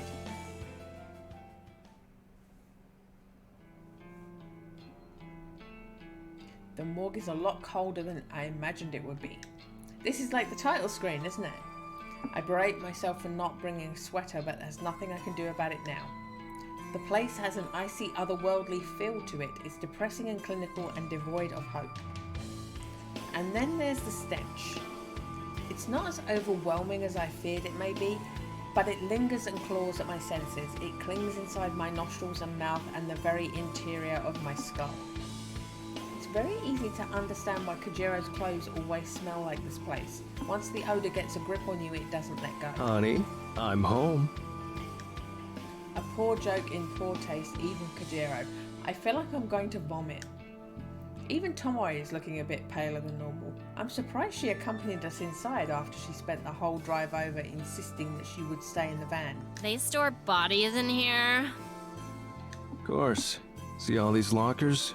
They're cold chambers. Pretty much all of them are full. A body in each. Fucking disgusting. Noriko? Yeah? I keep things in order around here. Chambers on the left wall are cadavers due for cremation. And what about the lockers on the right wall? No touchy-touchy. They're new arrivals or they're being collected for some reason or other. Autopsy, funeral, etc. Got it. So, we can only make use of the cadavers in the lockers on the left wall. That's a bingo. I listlessly wander over to the left wall. There must be dozens of cold chambers here, all lined up in neat rows. Oh! Sorry! Some doors are slightly ajar, and peeking inside reveals that they're empty, but the vast majority are sealed tight, the occupants within sleeping soundly. Hey, question. Shoot. How do I know who is in each locker? Like, if I wanted to get an old woman's corpse, do I just have to search blindly? Nah. Okay. Then what do I do? Come here. I walk over to Kojiro and follow him to a large computer monitor mounted on the far wall.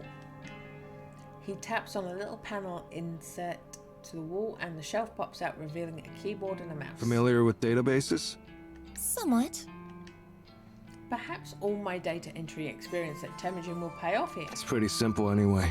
Live database contains the current inventory items. Ew. Ugh. You refer to these bodies as inventory items? What would you call them? Well, like, they used to be real people and shit, right? Why not show some respect? I don't understand. They're cadavers. I put a trembling hand on Tomoe's shoulder. I want to comfort her, but the act of doing so is still alien to me. Don't worry about him, Tomoe. He can be a bit insensitive. He's a freak. Wow. Ouch. Tomoe scoffs and makes a gesture with her middle finger. I'm a little surprised that she's so bothered by this. It's kind of funny that she holds respect for the dead, but not so much for the living. Okay. So, I can search this database for bodies that match my needs. Yep. Just use the filters at the top. Not many categories, but it has the basics. Age range, gender, name. Not that that'll be useful to you. Actually, that's about it. It's enough. It'll save some time at the very least. Okay, so you want to hoist 3 bodies today, right? You said you have 3 requests? Yeah, but... this place is kind of overwhelming. I'm hesitant to bite off more than we can chew. What's the game plan, then? How about we just take one body today? We'll take it back to the factory, work on it, and see how we go. Works for me. Here, use the database. Kojiro steps away from the monitor and indicates that I should use it. I rest my sweaty hands on the keyboard and feel cold metal buttons sting my skin. A metal keyboard, it's very fitting for this cold, lifeless place. I was about to say, metal keyboard is unusual. I have 3 requests currently in the works. I managed to get photos edited for all 3 of them thanks to taking the day off from the office. There's Emi Katsuno, the bully I went to school with, then there's a pink-haired girl and the woman that looked tired and worn out. I should try and find the cadaver that matches the appearance of one of those victims. I use the database's filter to search for females and then I narrow down the age range to young adult. There are a lot of hits, just how many people are entombed here anyway? I skimmed through the list of results. Since their names are meaningless to me, they might as well be identical. But the column of data containing the cold chamber identification codes is interesting. I point one of the results out to Kojiro. Hey, how do I know what these numbers mean? This one here is 64AB. This one is number 31AA. Ah, okay. Letters correspond to location. First letter refers to left wall or right wall. Second letter refers to top row or bottom row. Give me an example. Okay, this one? Number 64AB. The A means it's on the left wall and the B means it's on the bottom row. Left wall. That's the side I can choose from, right? The body's due for cremation? Yep, So I could grab number 64AB if I wanted. up to you. But this one here, let's see, number 98BA. Could I grab that? No. The first letter is B, so that's on the right wall. No go. Not scheduled for cremation. I think I get it. Thanks. I make a mental list of cold chambers on the left wall that fit my needs. I'm going to start cracking open some of these sarcophagi. Haha. That's a new one. Man. I hope that my nervousness isn't showing. I almost can't believe that I'm about to examine corpses in the flesh. Corpse Girl will be proud of me right now. As I walk over to the left wall of the cold chambers, I catch a glimpse of Tomoe. She's standing by the exit, swiping on her phone as she taps her foot. I reach the first locker. I want to look at. Here we go. There's a metal handle on the front of the chamber. It's paired with a release button, which I gather has to be pressed in the same time as the handle is pulled forward. I grip the handle tightly, press the button, and pull with all my strength. A hiss echoes throughout the morgue as a frigid, pressurized air billows out of the chamber. The door is now wide open, revealing the darkness within the locker. I peer inside. I can make out the shape of a body bag lying atop the sliding tray inside the locker. I thought the body would slide out automatically. No? It just pulled the tray out, like you'd pull out an oven tray. I take a deep breath and grab the edge of the tray, then slide it out. Thankfully, the thick rollers along the bottom rail do most of the work, and once it has momentum, the tray slides all the way out of the chamber. My prize is revealed at last, a musty white body bag packed with a decomposing corpse. Now what? Just unzip the HRP. What? Kojiro rolls his eyes. The body bag. Unzip it, but cover your nose. I do as I'm told. My left hand pinches my nostrils and my right hand grips the tag attached to the bag zipper. I tug the tag down and drag it along the length of the bag, and the zip makes a familiar zzz sound, and I smell the decomposing corpse and vomit on the ground and fall onto my knees trying to catch my vomit and hold my nose closed at the same time. Tears well in my eyes and I can't help but cry. The stench strikes me across the face again and again. The river of bile and sick pouring down my clothes feels like a searing hot cattle prod against my skin. The sight of the corpse in the bag flickers in my vision and sears itself into my retinas, and I can't get it out of my head. Even when I close my eyes, and I can't get it out of my head, and I can't not see it anymore, and I can't help but think of my own reflection and how much I resemble Noriko and Corpse Girl and the corpse in the bag all mixed together in some completely fucked up hybrid of decaying flesh and bone. That was a run-on sentence. I think Kojiro and Tomoe or Aoi grabs my shoulders to drag me away from the body, but Aoi isn't here, and the hands feel so strong and warm and not brittle and lifeless like mine, and not slender and perfect like Aoi's. But I get dragged away regardless, and my eyes are watering, and the fluorescent lights on the ceiling are magnified by my tears, and I want to tear my eyes out and get the sight of the corpse out of my mind. I've seen so many corpses over the last year. I've seen countless photos of bodies dismembered and asphyxiated and electrocuted and shot and maimed and drowned, and yet the decaying corpse in the body bag, or the HRP as Kojiro called it, is worse than any of them, and it's worse than anything I could have ever imagined. It's worse than me and worse than Corpse Girl, and for a fleeting moment I begin to question what I've spent the last year doing. What am I doing involving myself with the dead and buried?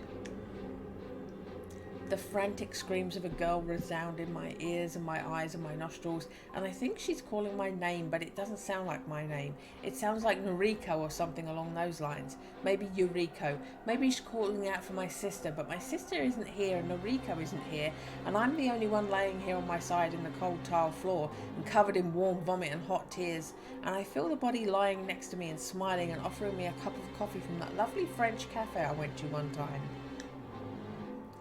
I picture the lifeless corpse in my mind and smiling and calling me names like bitch queen or goth bitch or bitch bitch. Basically just any senseless name she can pair with the word bitch.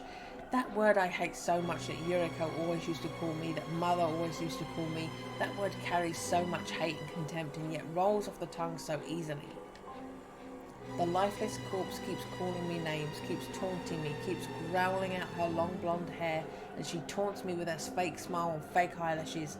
She corners me in the classroom and pulls my hair and rips out a fistful of it, and laughs and calls me bitchy bitch bitch bitch, and screams and cackles, and I realise that she's always bullied me like this, and I hate her for it because I never did anything to her. I never did anything to Emi Katsuno, but she always bullied me. But she never bullied Aoi because no one was allowed to bully Aoi because the teachers said so. They all said she's been through too much already, but it's okay to bully Noriko or me or Noriko, and that's fine, they all said. So Emi liked to bully me and call me bitchin' bitch, and she liked to pull my hair out, and that's fine because hair grows back eventually, and it meant that she didn't bully Aoi in this. So in a way I was protecting Aoi, and that was all that's ever really mattered. And the corpse in my mind isn't Emi, but it might as well be. It might as well be her, and maybe I can make it her. Maybe the corpse can become Emi Katsuno, and if I send her the photograph of the corpse, then she might kill herself. She might kill her. Fuck.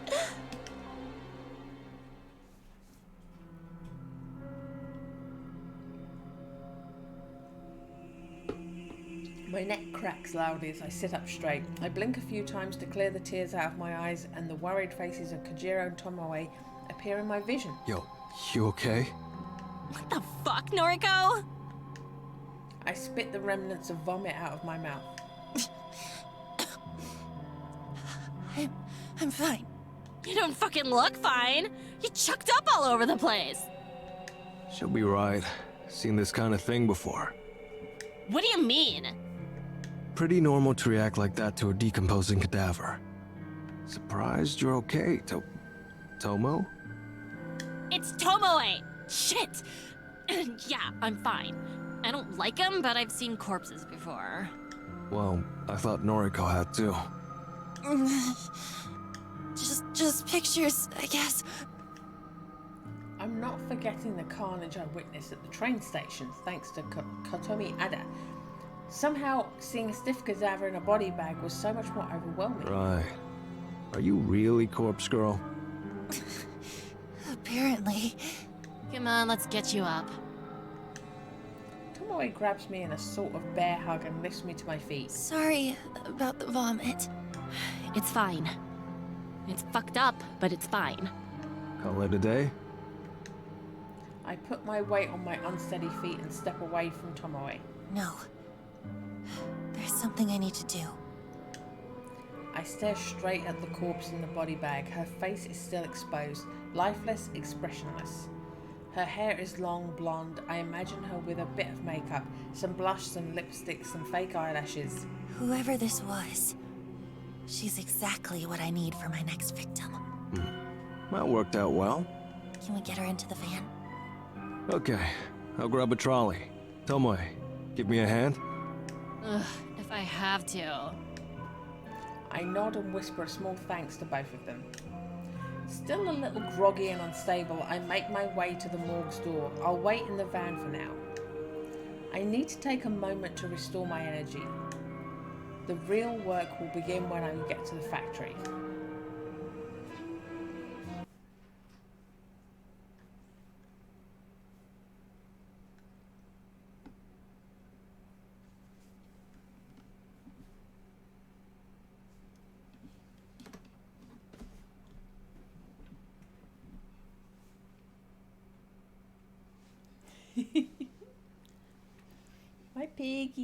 My piggies are happy. We arrived at the factory after a brief pit stop at my apartment to collect my makeup kit. Kojiro managed to fix the lock on the front entrance, meaning we didn't have to try and shimmy a cadaver through a side window. He even found the proper key to the place on one of the rusted workbenches.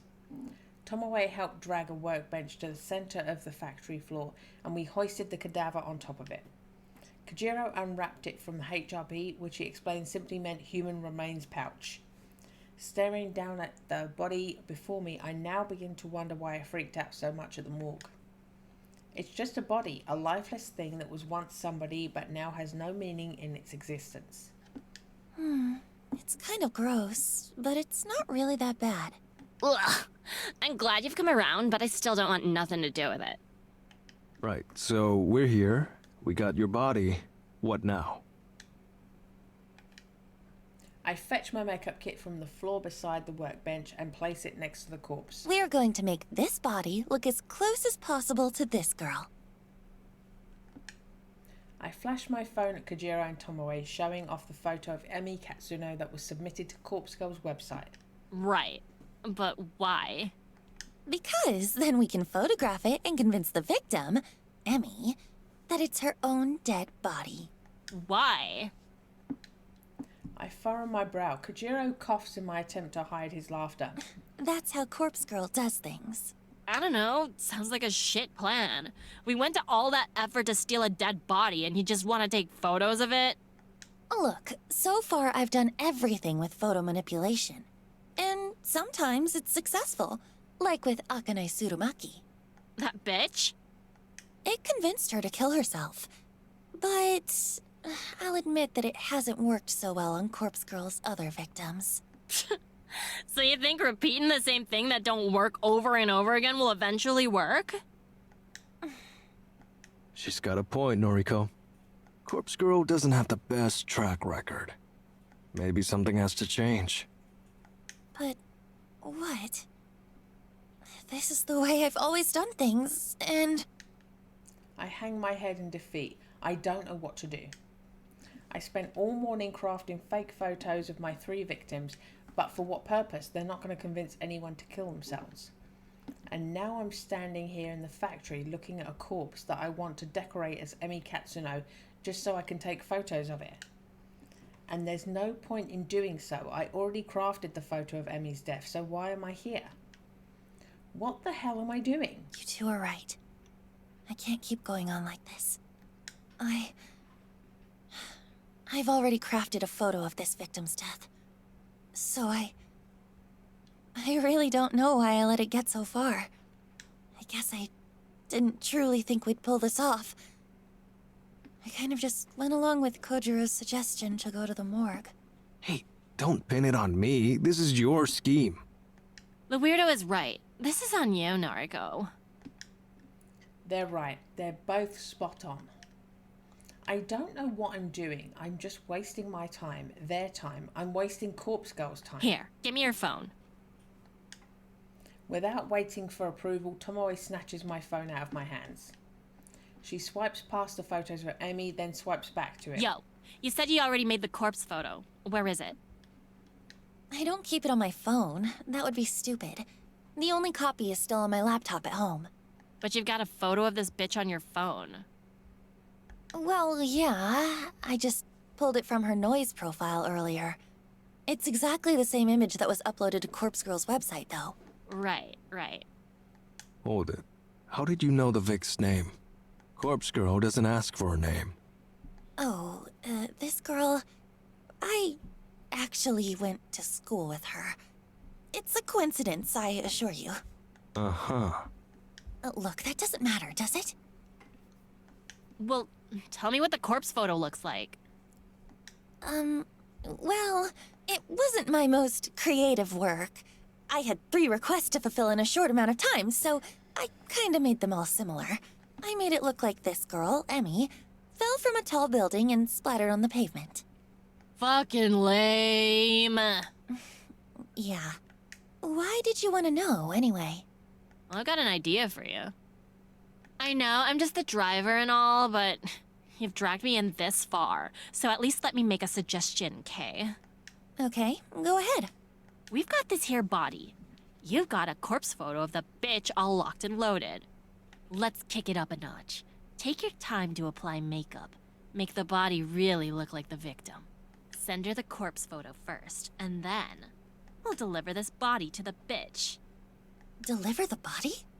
We rock a better joint, leave the dead body on her doorstep, and then we fucking get out of there. Can you imagine how fucking scary it would be to come face to face with your own corpse? Think about it from her perspective. She gets a photo of her own dead body, right? Then, like, hours later, just as she's trying to get it out of her mind, her own corpse shows up at her house. She'll fucking snap, I guarantee it. Hell, I probably would too, and I know what's going on. I can't believe it. Tomoe has completely lost the plot. Her plan is incredibly devious, or it's almost evil, and I'm in love with the idea. I'm in love with the idea of delivering a person's own corpse to them before they kill themselves. Tomoe! Despite my own nature, I find myself throwing myself at Tomoe and wrapping my arms around her. Yo, what the? I bury my head between her neck and shoulder, and the warmth of her body radiating through my own cold and clammy form. I start to sob uncontrollably. Maybe I still have tears left over from my incident in the morgue, or maybe I'm just truly happy at this moment. Tomoe! Thank you. Yeah, I mean, sure. Your idea Yeah, like, is brilliant. totally. It's perfect. Oh, I can't think of a better way to bring Corpse Girl's plans to fruition. I mean, I just said the first thing that came to mind, so... But hey, I'm real glad you like the idea. I'm happy to help. I wipe my eyes, but I don't let go of Tomoe. Hell. I wonder if you'd make a better Corpse Girl than me. Nah, don't be stupid. I just had one good idea is all. No, come on. It ain't like you to get all sappy. Pick yourself up, yeah? Right. In a moment. I nuzzle my cheek further into Tomoe's neck and feel her skin prickle underneath my breath. She tenses up a little, but it doesn't seem to push me away. You're so warm. Jeez. Come on now, we've got work to do. Okay. I reluctantly step back from Tomoe and wipe my eyes. Tomoe is a little red in the face. She ruffles the collar of her shirt and fans her face. I never had a girl cling to me like that before. Better not tell Shinya in case he gets real jealous. Kojiro is silent. He seems to be simply observing the moment. He seems to understand why he's not getting invited back to your room. I take a second to compose myself. Tomoe is right. We do have work to do. I look to the corpse atop the table, patiently waiting for us to conclude our discussion. I almost wish I was as patient as the dead. We starting? Yes. Let's do this. Mad. Few things to keep in mind. Putting makeup on a cadaver isn't as simple as you think. This one's already decomposing. Not all the makeup will take. Put a little extra on. Don't be stingy. It doesn't help that the body is ice cold. Now, if we had a space heater, we could warm it up. That would help the makeup stick. But it'll speed up decomposition. We can't have it decomposing any faster. It's already out of cold storage, so I imagine we don't have long as it is. Right. We're going to want to deliver it to your Vic soon, like less than 24 hours soon. That's fine. Yo, what about time in the delivery? Corpse Girl's photos have a... what's it called? A timestamp? Yeah, I timestamped the photos with the supposed time of death. I usually set it to a little after the time the victim receives the photo. Sometimes a few hours, sometimes a whole day. Uh-huh. I get it. Well, like, for best effect, we're gonna want to deliver the corpse before the time marked on the photo, right? That way, the Vic gets the photo and the corpse before the set time. Creates a kind of ticking time bomb. Should convince him to off himself before time's up. That makes sense. I think that's the best way to do it. Yeah, so, what time did you write on this Emmy chick's corpse photo? I scratch my head to try and think about it.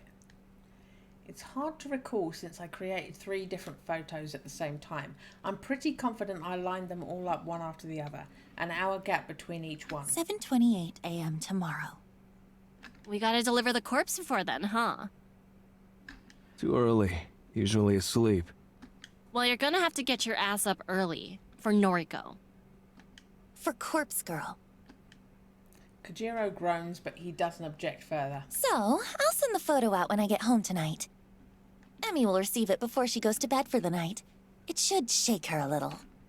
Then, in the morning, she'll wake up to her doorbell ringing and a corpse left on her doorstep. That should be enough to do the trick.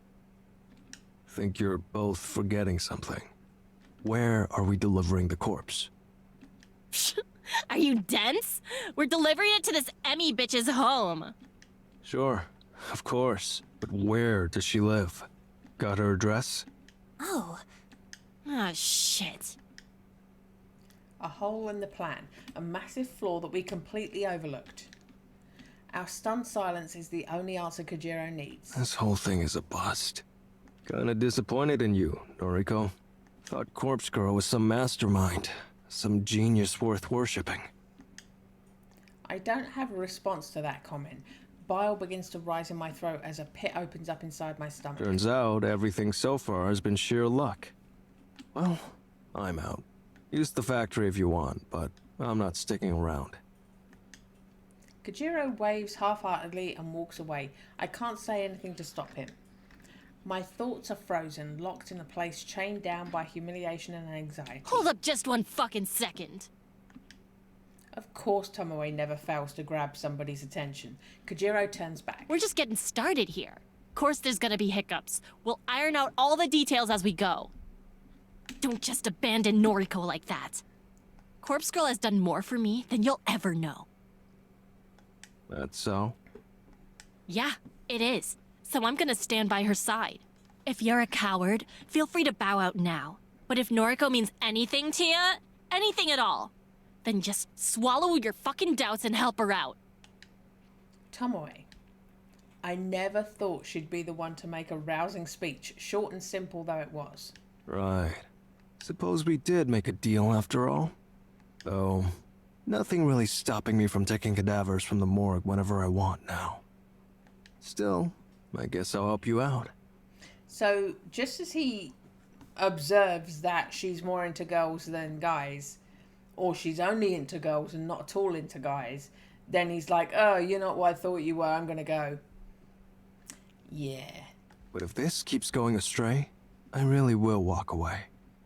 Fine, but follow through on this one victim at least. I managed to gather up enough strength to make a simple plea. please. I can't do this without you. Okay.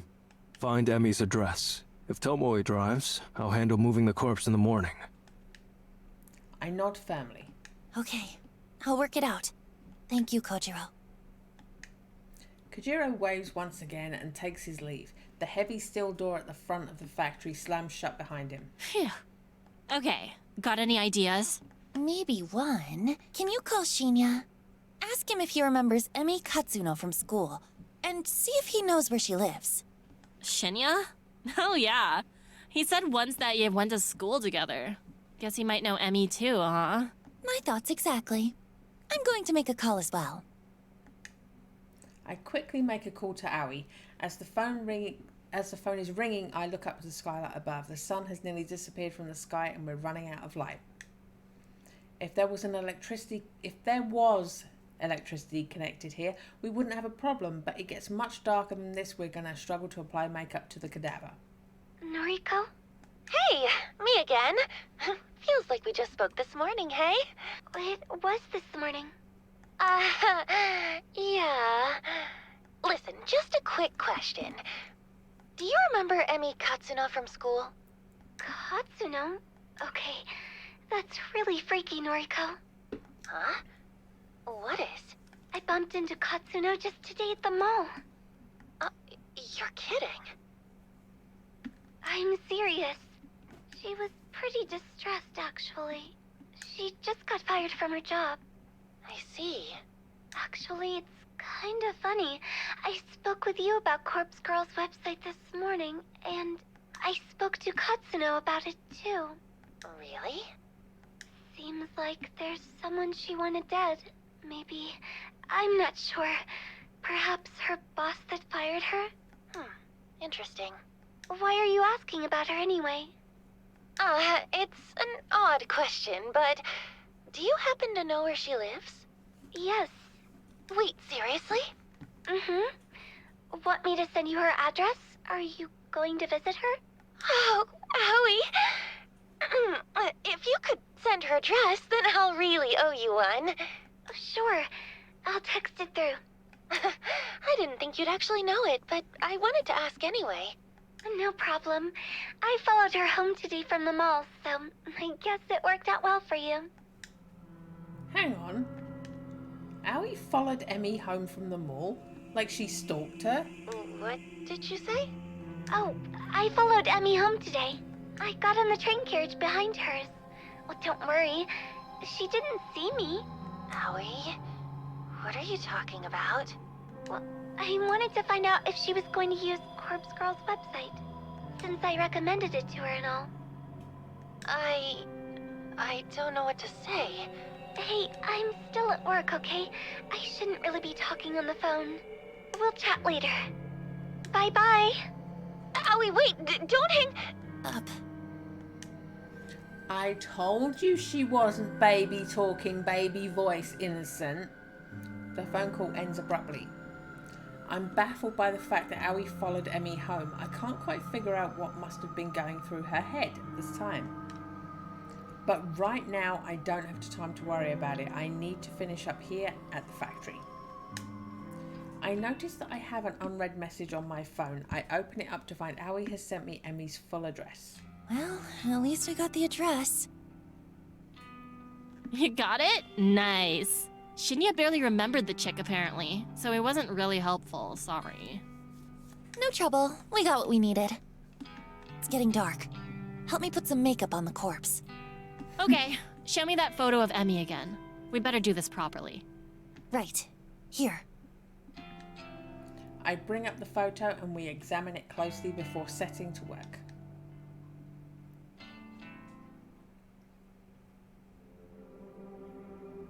By the time I get home, I'm completely drained. I barely have the energy to open the front door. Today was an ordeal. It dragged on forever and ever, and yet it still feels like I didn't have enough time to get everything done. After changing out of my vomit-stained clothes, I make myself a cup of tea. I'm hoping a few sips will help me relax and unwind. I sit down on the couch, cup in hand. When it's cool enough to drink, I take a sip and feel a little bit of today's pressure lift from my shoulders. My laptop is sitting next to me. I know I shouldn't bite off more than I could chew today. If I check for a new request, it'll probably regret it. I unfold the laptop and navigate to Corpse Girl's website. One new request. Shit. These are really beginning to pile up. I can't restrain myself from opening the request. So is this the one that Emmy requested?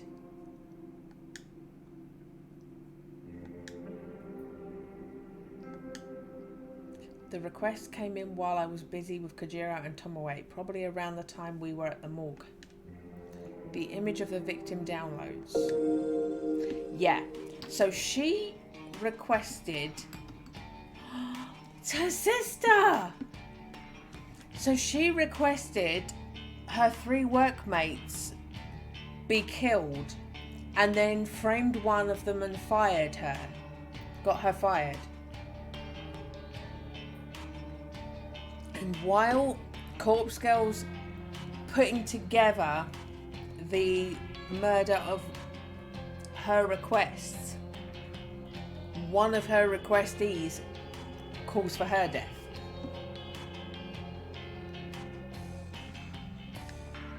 Noriko Kurosawa, 28 years old, senior high school dropout, currently on parole after a short second stint in prison.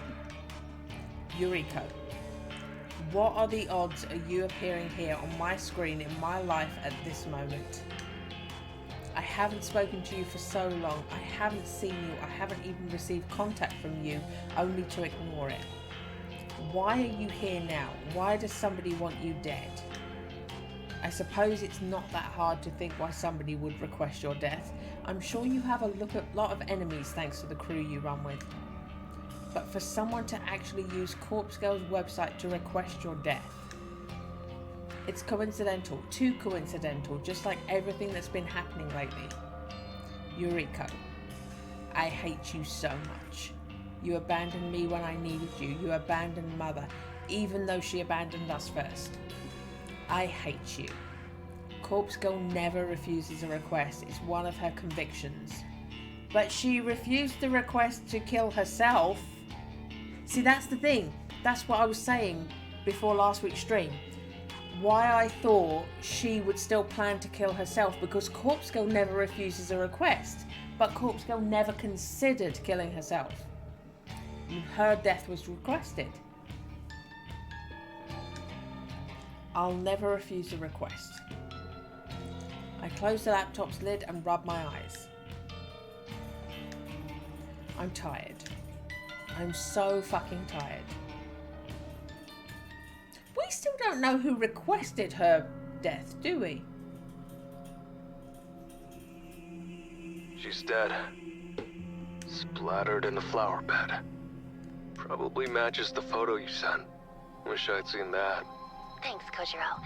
And thank Tomoe for me. No prob. Where are you, anyway? Parking lot across the road. Perfect view of her apartment. People are coming outside. Must have heard the splat. Mad. We better gun it. See ya. Okay, bye. I hang up the phone and smile fights its way across my tired face. Emi Katsuno is dead. She killed herself thanks to the trauma of discovering her own corpse at her doorstep. Even though I forgot to send the corpse photo last night, I nearly fucked up our entire plan due to how exhausted I was. By some stroke of luck, I managed to wake up early this morning. Thankfully, my first thought upon waking was to send the photo. Emmy would have received the picture only an hour before the time marked on it. It was a close call, a very close call. But I can't help but wonder if it worked in our favour. Kojiro and Tomoe rushed over to her apartment to deliver the corpse, forcing Emmy into a confrontation with the photo, an imminent time of death, and then the delivery of her own corpse, all in the space of an hour, worked to her advantage. It works so well that I'm starting to consider making this our regular mode of operation. I glance at the burner phone atop the coffee table.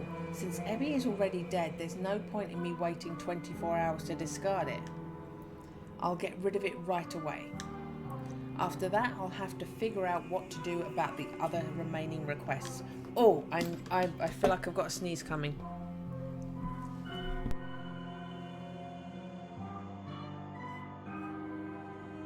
And try and defeat it before it happens. I still have 2 photos of victims that I've crafted on the same day I made Emmy's photo. With all the urgency of plotting Emmy's demise, I didn't have a chance to send them. Oh, do you know what else? I feel like I need to put my glasses on. Where are they? Getting a bit of an eye strain happening.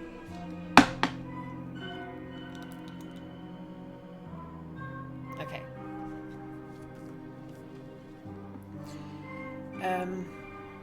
The timestamps on them are now out of date, but that's okay, it's a quick fix.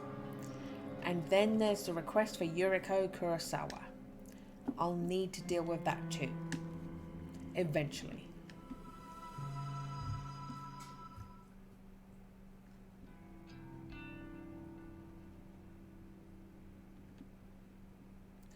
quiet morning at the library is just what I need to escape from the chaotic whirlwind that I've been trapped in for the last few days or weeks. The place is silent as usual. There aren't many people around. I manage to find a seat in favourite reading nook and I leave my belongings in a chair to save my spot while I browse for a book to read. I can't bring myself to continue reading Strange Flower right now. Reading a book about corpses while trying to take a moment away from my own life is just not going to work for me. I scan the bookshelves and look for something I like to read. Am I in the mood for a comedy? Probably not. A fantasy adventure? Maybe, though that's never been my thing. Biographies are out of the question, so are history books. I can pretty much dismiss any non-fiction straight away. I'm just not in the mood. So what should I read? I thumb through a couple of trashy romance light novels. The covers look appealing with the attractive characters smiling and holding each other and falling in love. But the content within each one is utter crap.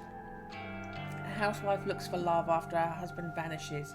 A vampire lord seeks his vampire queen. A college student falls in love with his professor only to find she's his long-lost sister. It's all drivel. I could write better stories than these, but maybe everyone thinks that way. Defeated, I put all the books back on the shelf and return to the chair I saved. I take a seat and simply browse through my noise feed on my phone. A few photos from the acquaintances, comments on the weather, a short essay on human rights, even a poem written in poor broken English. Trash, all of it. I used to love this inside look at other people's lives. I lived for it. I thrived on it. I used to be aroused at the smallest glimpse inside someone else's life. I couldn't go more than a few hours without browsing noise. But now, something is different. Something inside me has changed. I want to say that I've recently become cynical, jaded, but that wouldn't be accurate. I've been this way as long as I can remember. The appeal of voyeurism just isn't there anymore. My growing ability to manipulate the lives and deaths of other people has ruined any pleasure I once gleaned from simply spying on them. I need more people to die. Maybe then I'll find satisfaction, ecstasy, release. I lean back in the chair and fold my arms across my chest. My foot taps against the carpeted floor impatiently. I won't find comfort in this library. I won't find relaxation. I'll only find whatever elusive feeling I'm looking for once Corpse Girl's work is complete. I can't rest yet, not now that things are beginning to escalate. I could be orchestrating the deaths of 3 people right now. The 2 women that had their deaths requested at the same time as Emmy, and my very own sister Noriko. People are counting on me. People are counting on Corpse Girl to deliver her judgment. I hoist the strap of my handbag over my shoulder and stand up.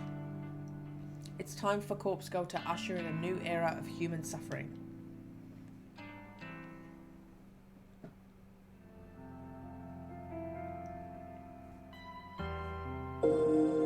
A bizarre string of similar deaths in Tokyo over the weekend have left police and detectives completely baffled.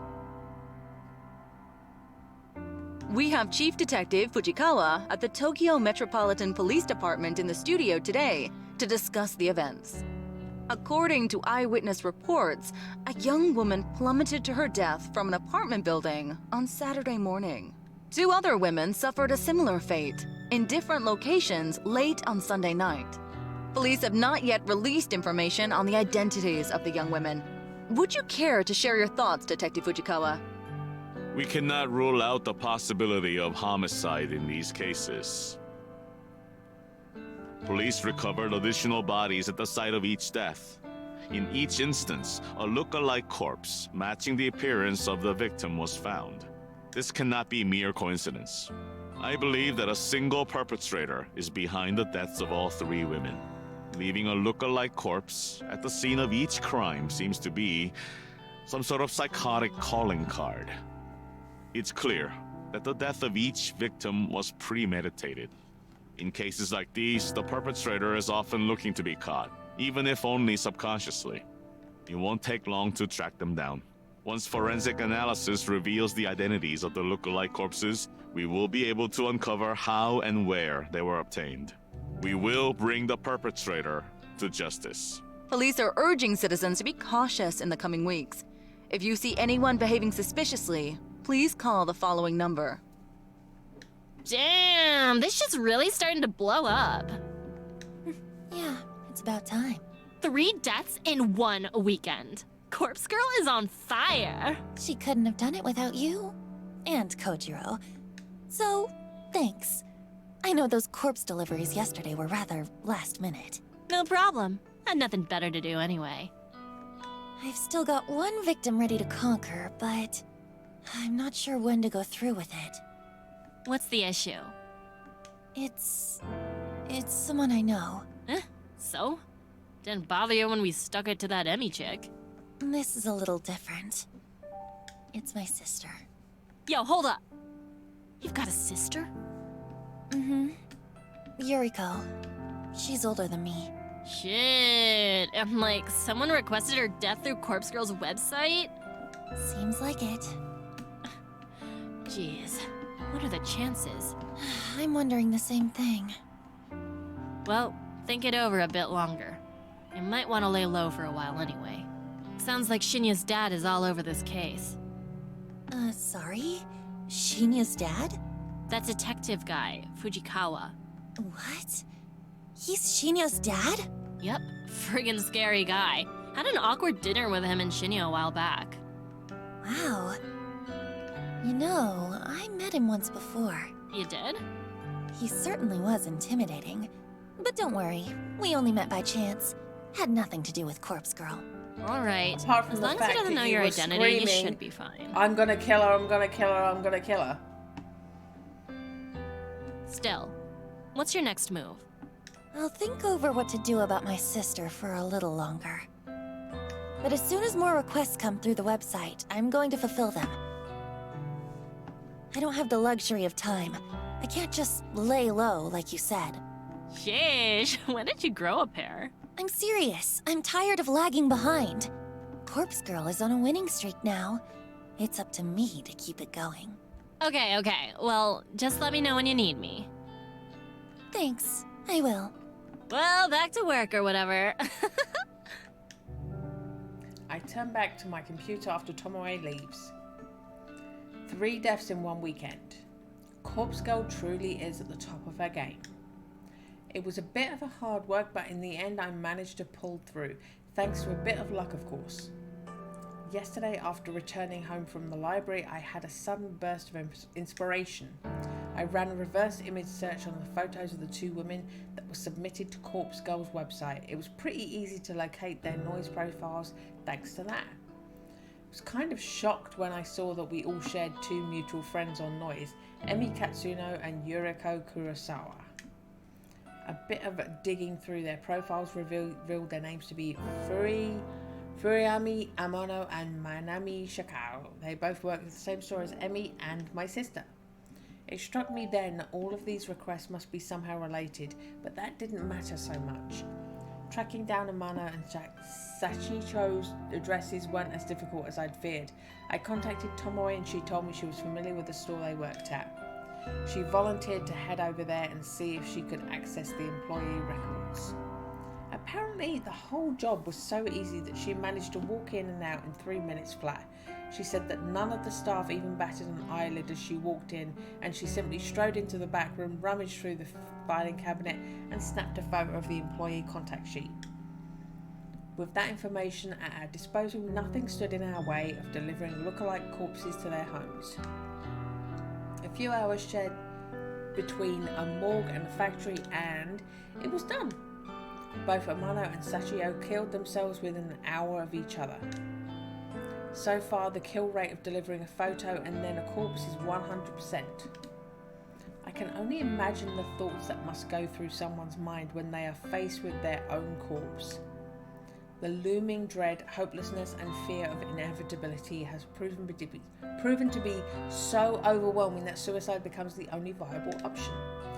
Because of this development, I finally ruled out the possibility of Corpse Girl's victims being murdered by some mysterious stranger. I only ever invented that theory due to the strange circumstances in which Ruri Hatano died. After all, she was hung from a scarecrow in an uncannily similar fashion to the corpse photo I invented for her. None of the other victims' deaths since have made me truly suspect that another party could be involved. All of them have clearly been suicides, or in the case of Echi Hanada, coincidental accidents. Kotomi Ada's death was an outlier since she was likely killed out of self-defense. How about 90% certain that Corpse Girl's power lies in the ability to convince victims to end their own lives? There's no third-party murderer acting on her behalf.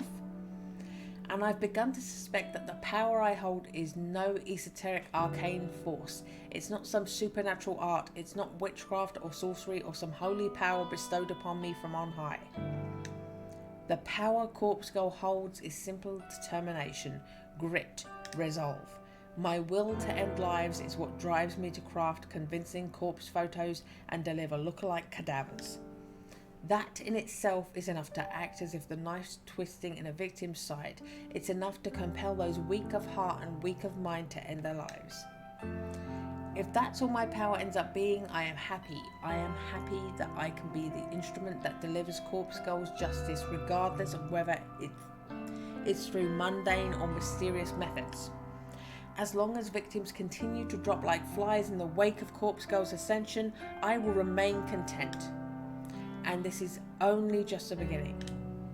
It's only just begun to live. There are no new requests when I log into Corpse Girl's website this evening.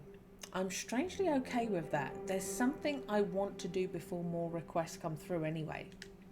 I'm going to make some updates to the website, a few improvements that will considerably ease the workload placed upon Corpse Girl, Kojiro and Tomoe. In the website admin settings, I add a couple of extra data fields to the front page. Instead of just asking for a photo and a phone number, the website now requests a victim's address to be provided. This will ensure we can successfully deliver a corpse for every request. In addition, the site now asks for the victim's name. I have always been hesitant about requesting this specific detail. I never wanted to know the names of the people Corpse Girl will kill. It creates familiarity, and I always used to worry that it would prevent me from going through with the request. But more than all of that, I feared that I would delve too deep into somebody's life. I felt that I would become too attached, too entranced by standing on the outside and looking in. Knowing someone's name would have allowed me to easily find victims online and go down the rabbit hole of spying on their private lives. My voyeuristic fetishes would have defeated me. I know myself, and I know that I would have become far too interested in a person to carry out their death. It's the same reason why I never reverse image searched a victim's photo before yesterday. Now that things are escalating, now that Corpse Girl needs a victim's address to ensure a kill, I have to get past all of that. I have to be strong for Corpse Girl. I'm somewhat relieved that the timing is suitable. After all, I haven't been as aroused as usual when stalking people online. I don't know if my libido is just low or if I truly have become uninterested in such things. Either way, I believe I am able to cope with the burden of extra knowledge, learning victims' names, addresses, all of that. It's going to work in Corpse Girl's favour. I think people are going to be less likely to submit a death request with all that additional stuff.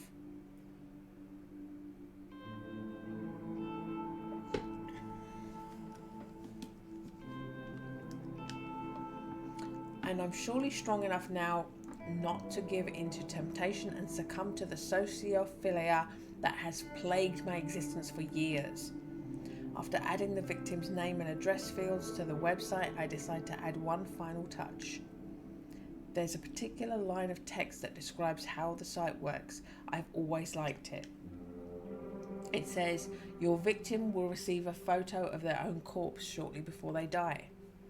It's concise and it perfectly sums up the intention of the website. However, it needs to be updated to correctly apply to Corpse Girl's new modus operandi. I changed the line ever so slightly, just enough to make a difference. It now reads, "Your victim will receive their own corpse shortly before they die." Some people might think it doesn't make sense. They'll think that maybe it's a typo or written by someone not familiar with the language. But it is completely intentional. Now that I've made all the changes to the website, I click the save button in the admin panel. The changes are reflected immediately on the front page of the site. Corpse Girl's new and improved request form is online. With that done, I need to simply sit back and wait for some new requests to pour in. And it shouldn't take long once I put my next plan into motion. Because I finally figured out how my sister can be of use to me after all these years. She's going to help me become famous. Noriko Kurosawa's death will ensure that everybody in Japan knows the name Corpse Girl.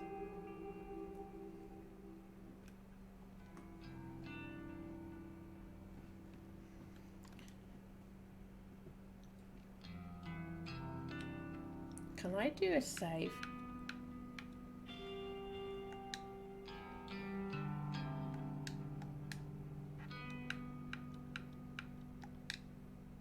Okay.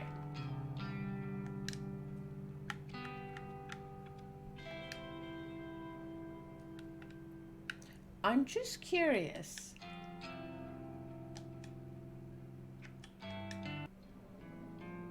Oh my god!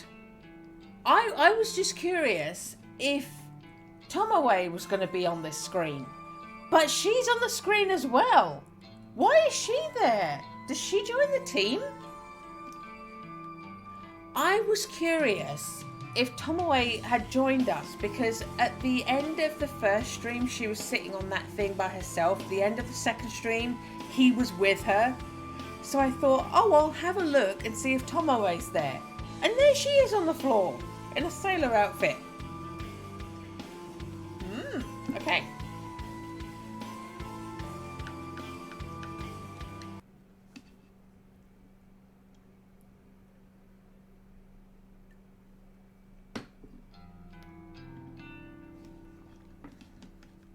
For the first time in a while, my fingers scrape against the bottom of the cabinet drawer. Oh shit. I fumble around and grab the last remaining burner phone in the drawer. It's a fairly modern handset from around 3 years ago. These newer models never retain their battery charge for more than a month or so when they've been inactive. Thankfully, it uses a generic charger, so I quickly plug it into the kitchen outlet and wait for it to return to life. I glance back down at the open drawer. It's completely empty now. I'm going to need to restock my supply of burners if I hope to continue with Corpse Girl's work. I nervously bite my fingernails at the thought. Getting these phones isn't easy. It's free, yes, but not easy. And if I get busted trying to lift a stack of them, that might very well be the end of me. I'll have to obtain as many new phones as possible at some point today. Once Corpse Girl kills my sister, my website is going to explode with new requests. I need to be as prepared as possible. I decide to finish getting ready for work while the burner charges. As much as I'd like to simply skip out and deal with my sister, I do need to pop into the office. Missing too many days is going to lead to getting fired, and that might compromise my mission. I take my medication, I apply my makeup, I pack my handbag. It's all so mundane, but it's also necessary. Each day is the same routine. There's comfort to be found in that, especially for someone like me. But sometimes I remember the excitement of finding myself in new situations. Even if those situations end up with me lying in the muck of a bathroom floor or against the stone-cold tiles of a morgue. When I'm ready to leave the apartment, I snatch the burner phone and check the battery. It's around 40%. That should be plenty. I stash it in my handbag so it's ready for action when the time comes. I'm out the door at the same time as every other day.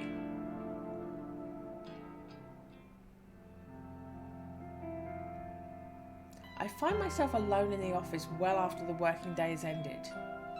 The entire floor is empty and silent. I shut down my computer and stretch my tense arms. I don't normally like staying back late, but sometimes it's necessary to get work done. And when I say work, I am of course referencing to Corpse Girl's tasks. When I'm absolutely certain that everybody has gone home, I get out of my chair and wander listlessly around the office. It's kind of nice having the place to myself. It's like my apartment, only bigger, colder, and without that terrible odour of mould that permeates the walls. I notice that quite a few people tend to leave their belongings at their desks. Nothing too valuable, the occasional coat, hat, or pair of headphones. Should somebody of low moral character wish to steal them, there would be nothing stopping them. I'm personally not interested in any of that. I walk to the other side of the office floor and reach to the senior cubicles. Even the seniors leave important things lying around. There's a gift bag with the cake shop logo on the front, a company credit card, a few personal bank statements, but the contents of their desk drawers are what the real gold is found. I rifle through one drawer in particular. I find exactly what I'm looking for. It's an old Noise brand phone, a few models earlier than my own. It slips into my handbag right alongside the burner phone I bought from home. I close the desk drawer gently and traipse into the next cubicle. The top drawer here contains a flip phone, a familiar classic. It'll serve me well into the handbag it goes. One of the main problems I have with this company, with any company in fact, is the wasteful attitude of management. Executives, seniors, and even some junior staff are provided with company phones. Basically, if you're expected to make calls on the job, the company will issue you with a phone so they don't have to use your own. However, with the rapid evolution of modern technology, phones often find themselves replaced or upgraded well before they cease functioning, and management doesn't care about recycling or repurposing unused, obsolete phones. The devices simply drift into the bottom of drawers and storage cabinets, destined to become forgotten within moments. Am I really doing the wrong thing by taking these phones off the company's hands?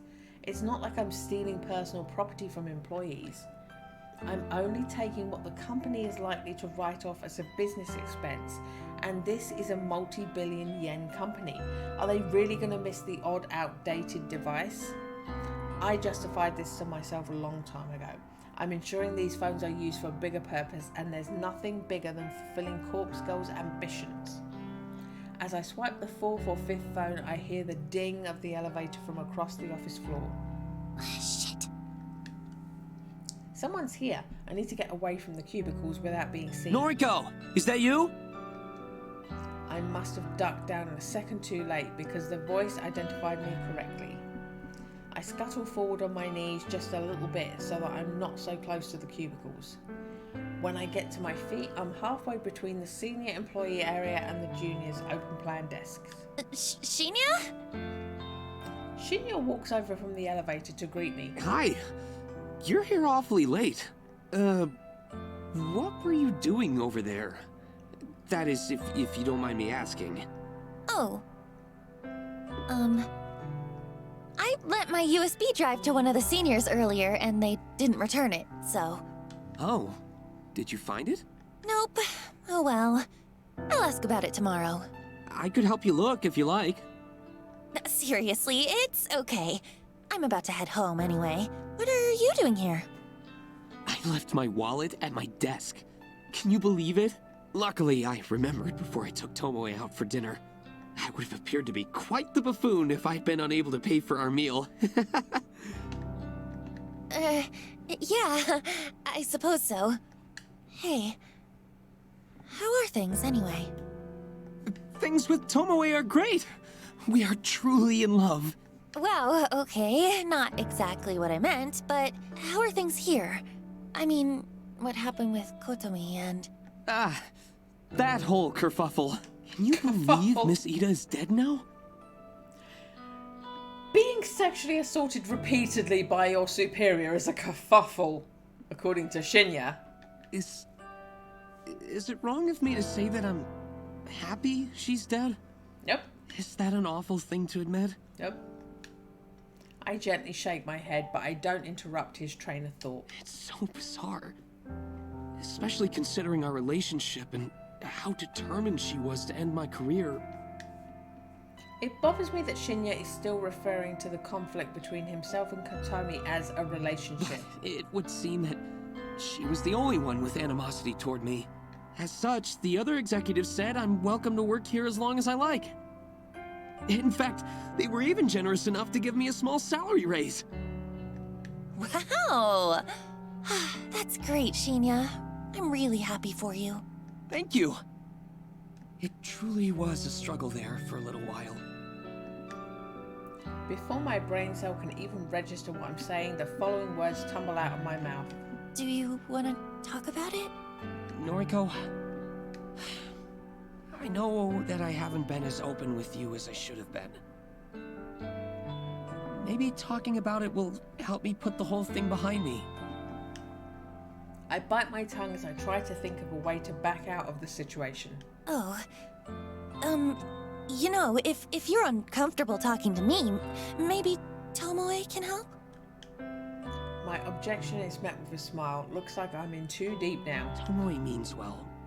She really does. But whenever I bring up the subject, she becomes visibly angry. Many a death threat against Miss Ida has been made aloud.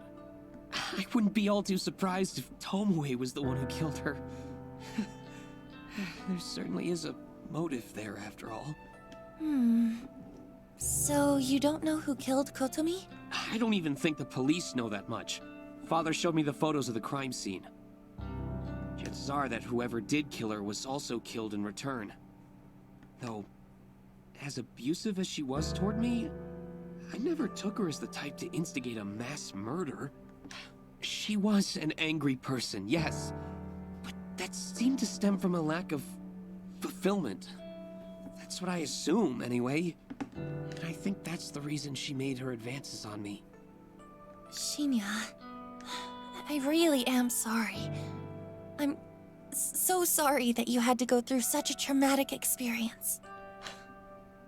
I thought I was going to lose everything. My job, my relationship. Miss Ida threatened to steal it all away from me. Just so she could experience some form of power, some small manner of pleasure. Why do people do those things, Noriko? What joy is there even to be found in... I take my time to consider my reply. I'm probably not the best person for him to be having this discussion with, but all things considered, it does seem to be helping him come to terms with the things. Shinya, Oh, Ichi. what you went through with Kotomi, what she did to you, that's not what it's about.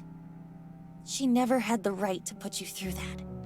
I hope that one day, when you're comfortable and feeling healthy, I hope that you can make some good memories with Tomoe. Yes. I hope so. Thank you, Noriko. Don't mention it. I don't know if my words were the right ones. What right do I have to talk about what he went through? I can only hope that I managed to bring him some sort of comfort. Well, I better grab my wallet and get going. Don't want to keep Tomoe waiting. Say, would you like to join us, Noriko? Are you hungry at all? Oh, I don't want to intrude on your romantic evening. It's no trouble, really. Maybe next time. I have some things I need to do tonight. Okay, no problem. Well, see you later. Shinya takes off towards his desk. I breathe a sigh of relief as I hoist my handbag up to the ground, feeling the reassuring weight of my newly acquired burner phones. I enter the elevator and give a polite wave to Shinya as the doors close.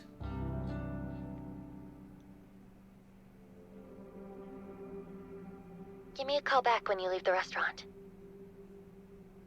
You want me to drive tonight? It has to be tonight. We talked about this. But Please. Kojiro is on standby as well. fine. Not like I've been dying to bring Shinya back to my place or nothing. Don't push Shinya. Let him tell you when he's ready. Yeah, I know. Look, I'll probably be out of the restaurant in an hour. That cool? Yes, thanks. Bye! Bye! Tomoe hangs up. I look down the street, my gaze aiming directly at the restaurant Tomoe is currently seated with Shinya. I'll need to kill an hour around here, but what is there to do? I'm not exactly keen on the idea of window shopping. I don't even want to be here, but standing in one spot as dozens of people walk past is really nerve-wracking. I could go visit Aoi at the maid cafe, but then I'd have to pay the table charge to enter, and it'd probably be pretty weird to be served by girls in maid costumes. Not really my thing. As I glance around, I notice 24-hour manga cafe at the end of the street. That could actually be perfect. I could rent a quiet space for a few hundred yen and just read a book until it's time to go.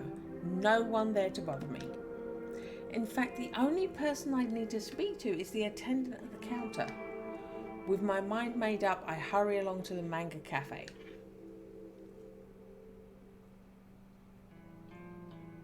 Pretty late. Come on, you're a night owl. What are you complaining about? She's got a white coat on. Just making chit-chat. Well, instead of talking, how about you hold that flashlight still? I can't see what I'm doing with you waving it around. Yes, ma'am.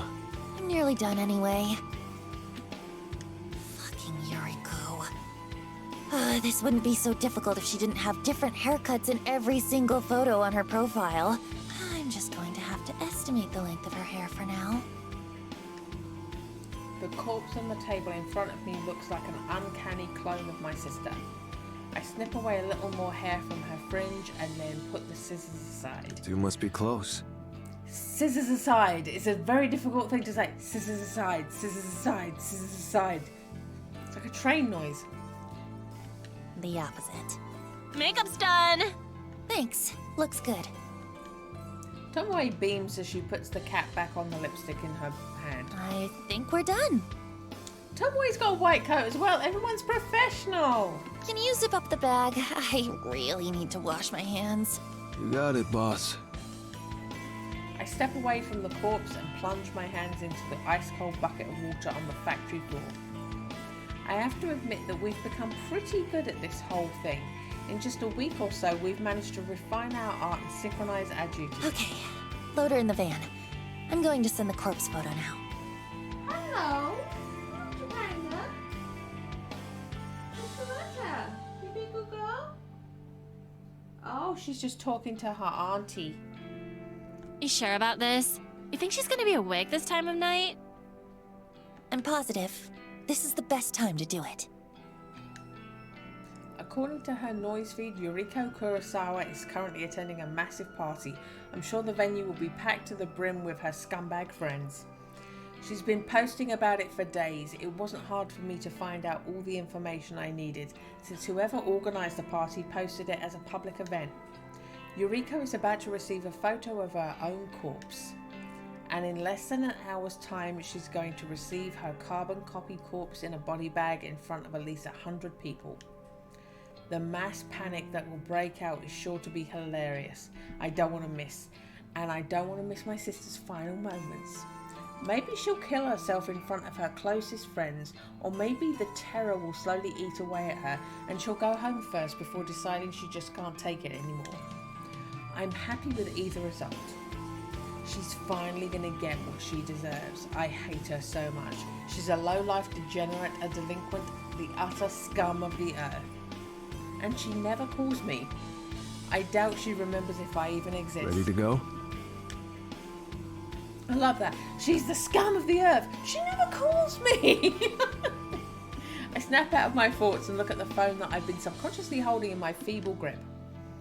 It's the burner I picked up from home earlier this morning. Yuriko's corpse photo is glowing on the screen, ready to be launched into the network. I hit send. Okay. Kojiro nods and hauls the zipped up body bag onto his shoulder. The weight of the cadaver inside causes him to stumble a little, but he regains his balance and shuffles towards the factory entrance. I examine the body bags as Kojiro carries it. It's the same white HRP that we picked up from the morgue, but I've made a rather nice adjustment to it. Big bold letters are scrawled across the side in purple and black permanent marker. It says, "With love from Corpse Girl." Underneath the massive letters in smaller script is Corpse Girl's website address. A scribble of a cute anime girl decorates the other side of the bag. It's the very same character that dances animatedly on Corpse Girl's website. Tomoe told me this was a bold move. Kojiro didn't seem to care. Noriko Kurosawa is about to be publicly executed. Tonight is the night Corpse Girl becomes known to the world.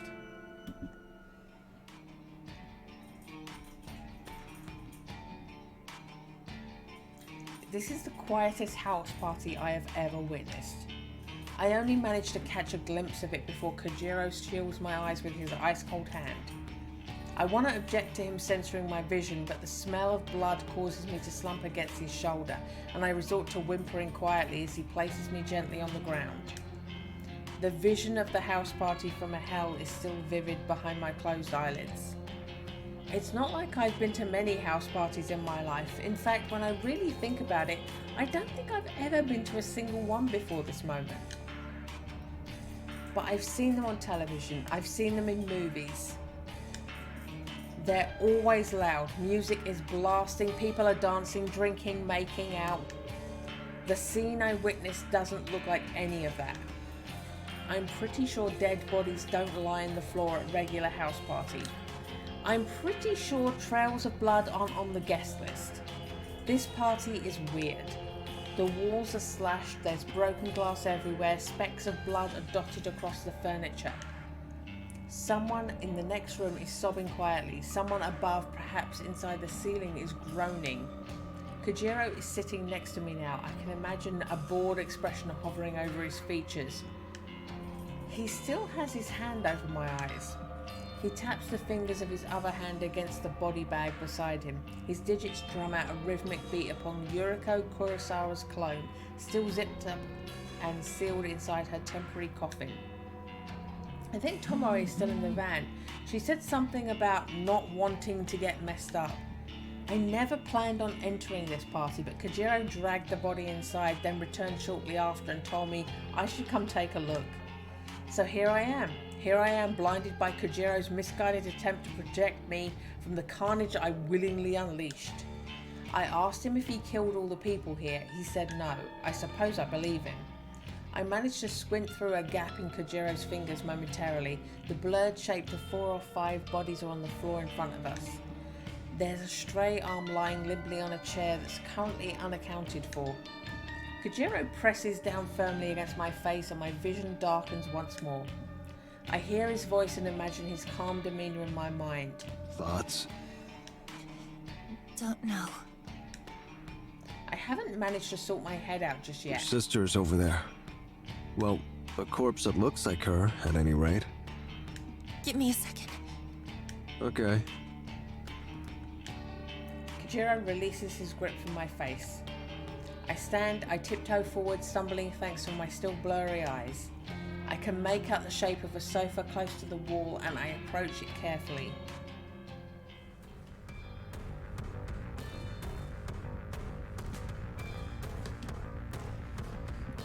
Okay, my phone is now fully charged, so I'm going to have to unplug it because it's going to start doing that annoying I'm fully charged vibration thing it does. The empty gap between the sofa and the wall is a 3-foot wide space. I'm not sure why the owner of this house doesn't keep the sofa directly against the wall. The empty space here seems kind of useless. Maybe if the sofa is all the way against the wall it becomes too far from the TV. That's a possibility. I would personally just get a bigger TV so the sofa can be kept comfortably flush with the wall. This is what she's focused on. The gap here really annoys me. It's making me irritated. I want to push the sofa back myself, but I know I don't have the strength. It's a massive thing, bigger than I am, and maybe even bigger than Corpse Girl. Even if I was strong enough to move it, there's still the issue of my sister lying here between the sofa and the wall. She's in the way. I'd have to move her first, and the thought of touching her is absolutely disgusting. Even when she was alive, I never wanted to touch her. She's a foul excuse for a human being. Hey, Noriko. Long time no see. She doesn't respond. You don't look so hot. Guess I'm prettier now, huh? Why do you never call me? Whatever. I wouldn't answer the phone anyway. She doesn't say anything. The sound of someone grunting behind me doesn't interrupt my concentration. I assume it's just Kojiro clearing his throat. Have you seen Mother lately? I haven't heard from her in a while. I'm sure she's fine. Are you still on parole? I heard you were working at a clothing store. Yeah, I'm fine. I'm working for Temujin at the moment. Noriko nods. It's okay. There are worse jobs, I'm sure. How did you get that cut across your throat? Does it hurt? I reach forward and slip my fingers into Yuriko's gashed throat. Ugh! When I remove them, I frown at the red blood dripping down into the gaps between my knuckles. That's disgusting. Remember when you bandaged me up after I busted my knee? You said Mother would be mad if she found out that you hurt me. So you tried your best to fix me up before she got home. She found out, though. I think she's going to find out about this, too. There's no way you can keep this from her, Yu. Yuriko smiles gently. I wipe the blood onto my skirt. Oh? Him? That's Kojiro. He's a friend. No, there's nothing between us. I hear the grunt from behind once more. That's him being pissed off. I know. You're actually nicer than I remember. Why couldn't you ever be this nice when we were kids?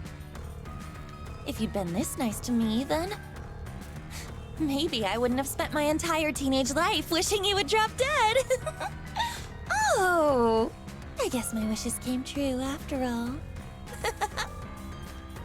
Yuriko laughs along with me. It doesn't sound like the laugh I remember. It's more like a gurgle, like she has something caught in her throat. A trickle of blood pours from between her lips and she coughs. Oh, do you need a tissue? Here.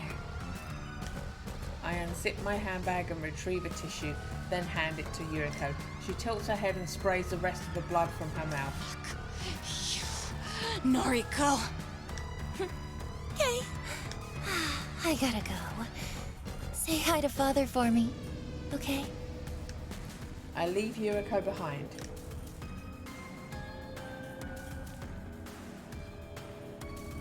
After making my way out of the cursed house, I find Kojiro waiting by the van.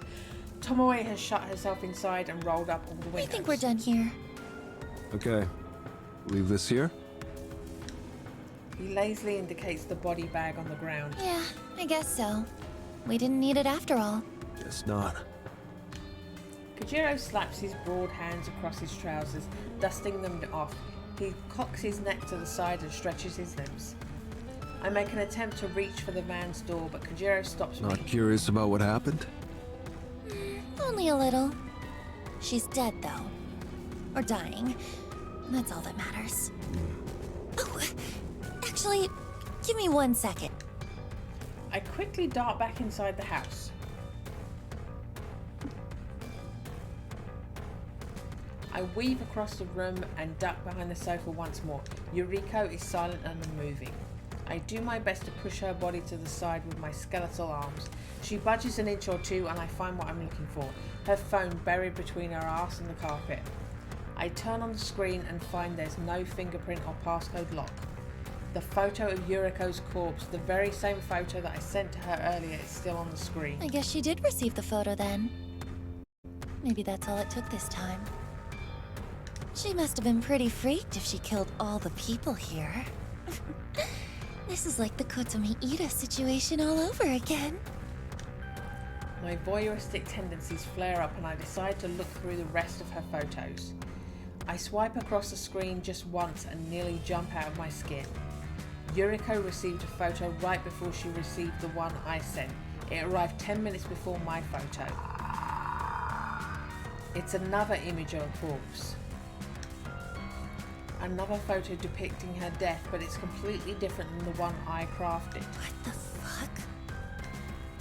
Someone else sent Yuriko Kurosawa a photo of her own corpse only 10 minutes before I did. Yuriko received a corpse photo from somebody else.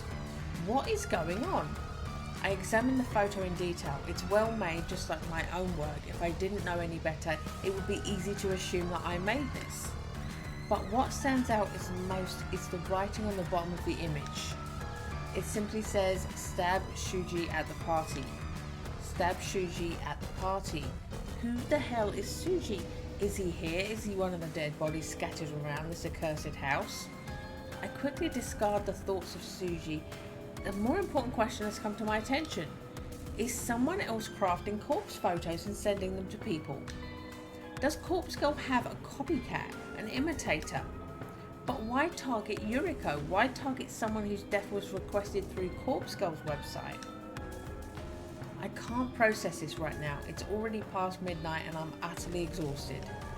I shove Yuriko's phone into my handbag and get the hell out of the house.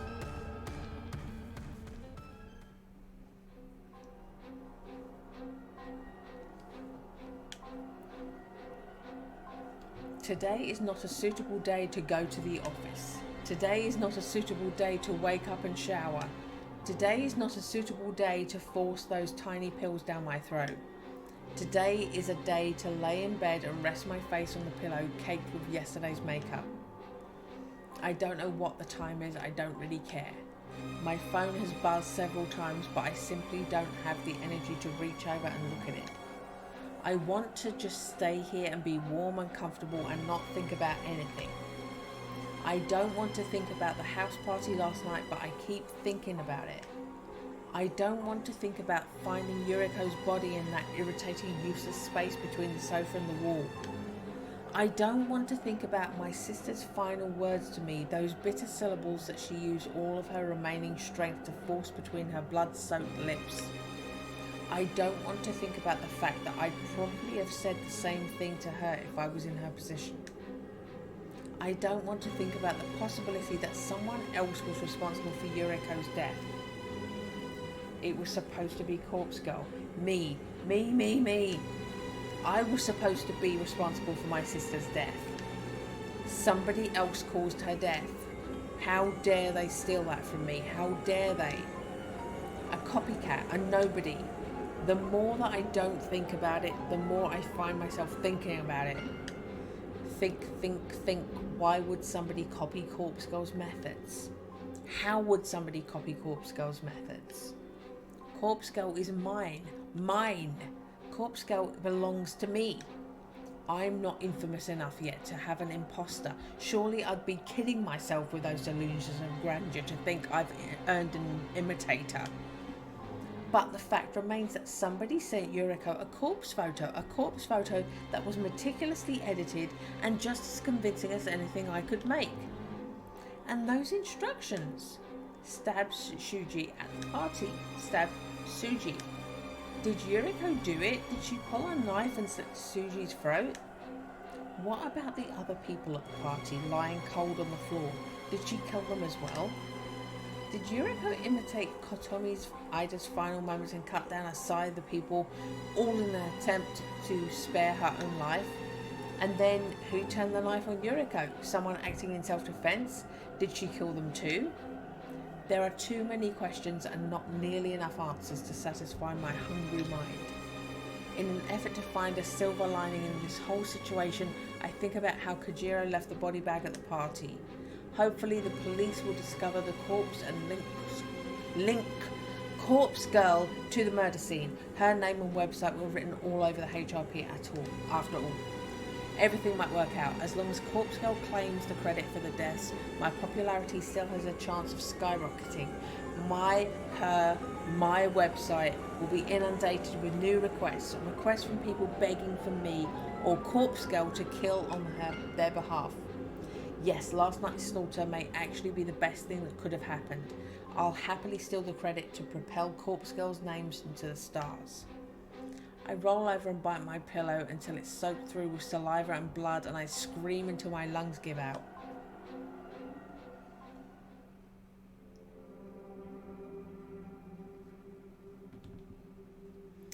The house party from hell is all over the news. It's being live streamed. It's all over noise. It's all anyone is talking about. I didn't expect anything less. A dozen or so people dead, a corpse in a body bag, a cryptic message, with love from Corpse Girl. The police are trying desperately to put all the pieces together.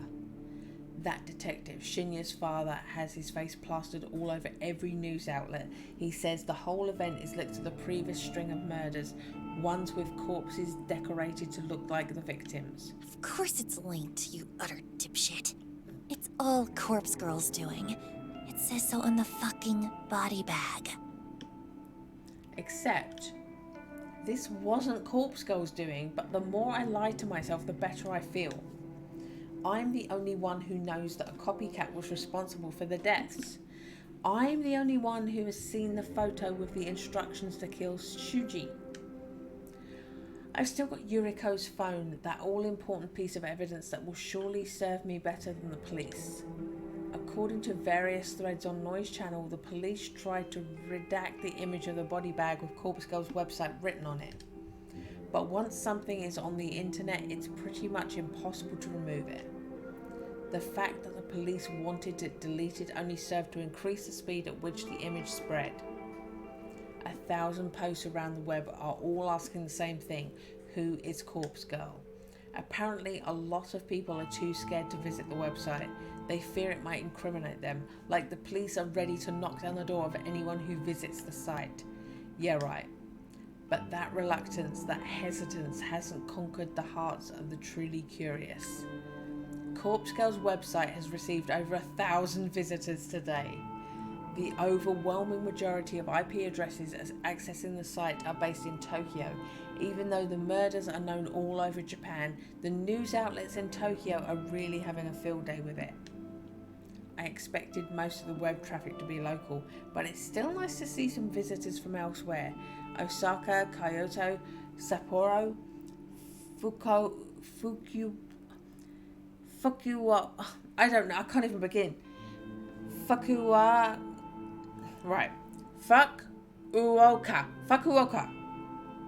Probably still wrong, but it's better than what I was trying to say before. Hell, they were even 2 hits from the USA. Corpse Girl is finally becoming well known. However, despite the influx of web traffic, not a single request has been made. I pout in annoyance as I stare at my laptop screen. It's because you asked for more details, I think. The request inbox shows no unread messages. It's almost too difficult to believe. I wonder if the changes I made to the site's front page have deterred people from using it. I'm asking for a lot more information now. A victim's name and address are now necessary to submit a request. I'm about to shut down my laptop in annoyance when a little detail grabs my attention.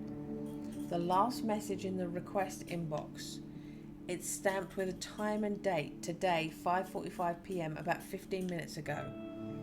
This request can't have come in through this evening. It's been marked as read, which means I've already opened it. Curious, I click on the message. The photo that downloads is of somebody I've never seen before, as an unremarkable man, but someone that I would instantly recognise if I had previously opened this request. I return to the inbox and examine the times and dates of each message in closer detail. Every message is marked as read, so I had assumed all of these were requests from previous days, but it would seem that I was wrong. The messages are all from today. There's an entire page full of requests that have been made since this morning, 25 in total. Holy shit! Why are they all marked as read? I haven't seen any of these. I madly open all of them. The photos of victims quickly download in succession, and I skim through them. Not a single familiar face.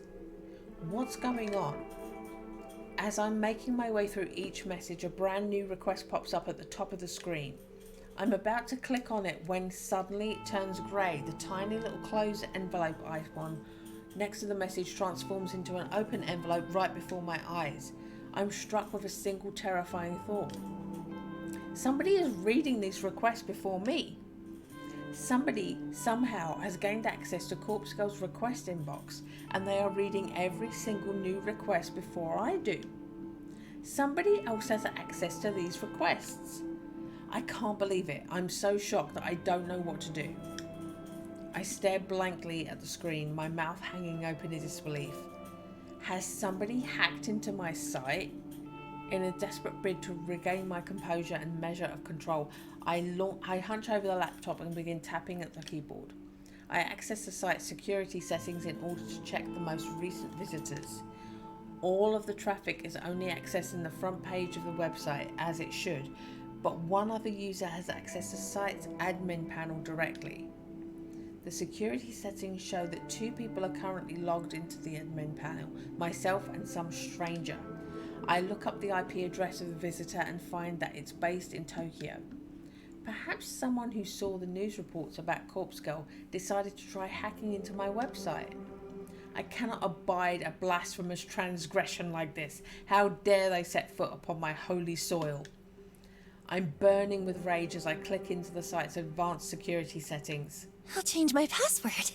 I'll ban the hacker's IP address. I'll kill them! I'll kill them for defiling Corpse Girl's website!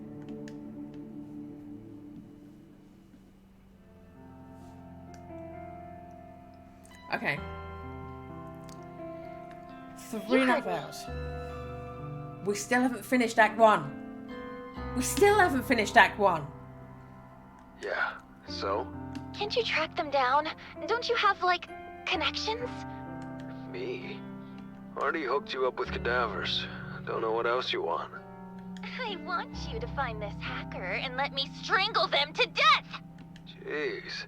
I'm no computer genius. Take it to the police. You've gotta be kidding me. Of course. So what am I supposed to do? Find someone else. Besides, you still owe me. Excuse me? What exactly do I owe you? My share of the corpses.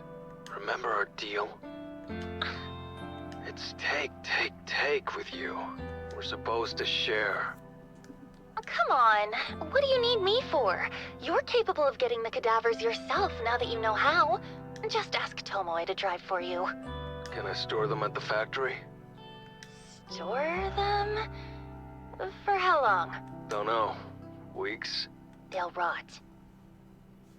That's why I won't take them home. It'll stink up the whole place. We had a deal. Fine. Store them at the factory. I don't care. What do you want them for, anyway? Tut. Not allowed to ask. He wants to fuck them because you won't fuck him. Good luck with your hacker. Gotta go. Right. Thanks for nothing.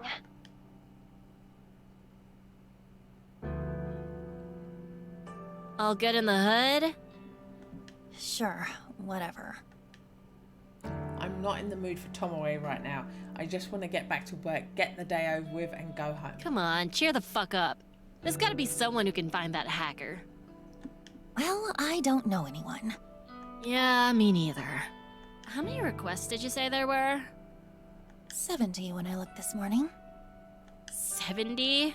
Jeez. How am I gonna deliver that many, you know what?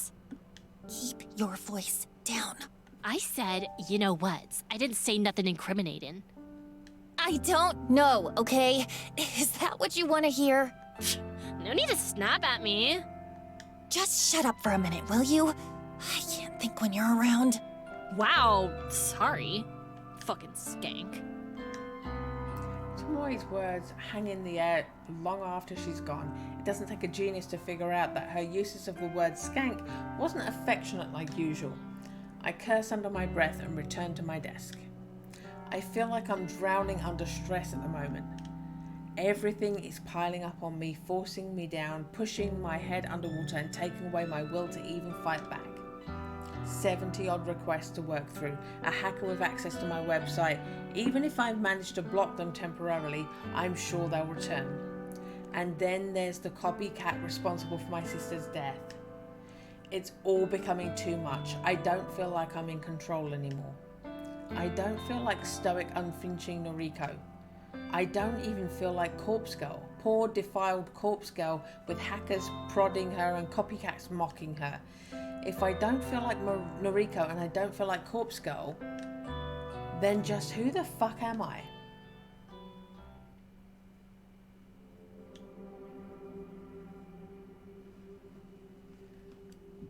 Thank you for meeting me after work. I hope you don't mind eating at this restaurant. Of course, it's no trouble. You go to somebody else's restaurant dressed as a maid. Do you not see the potential problems there, Aoi? It's nice to see you. I feel like we only ever talk on the phone these days. Yeah. Is something troubling you? I'm not really sure why I asked Aoi to meet me. Part of me wants someone to talk to. I want to vent and unleash my frustrations. But another deeper, darker part of me just wants to throw everything away and hold her in my arms and let her tell me that everything will be okay. Noriko, you've got a weird look on your face. Sorry. You can talk to me. I'm kind of swamped at the moment. Do you ever get that feeling that you're drowning underneath the weight of everything? That no matter what you do, you'll never escape your situation? What am I saying? Of course you get it. You've been through so much shit. Noriko, we've both been through a lot. School wasn't easy for either of us. I know you better than anyone. I know everything about you. That's true. It comforts me when I remember just how close Aoi and I used to be, but times have changed. I've changed. I might as well be a completely different person these days. There are things about me that Aoi doesn't know, things that make up who I am, who Corpse Girl is. I guess I'm just overwhelmed. Maybe I need a vacation. A vacation, huh? That does sound nice. Okay. Dream vacation destination. Go. Huh? Come on. We used to play this all the time. Don't think about it. Just tell me about your ideal getaway. She wants a frivolous conversation. Somewhere sunny? Rachel! Hello! How are you doing, lovely?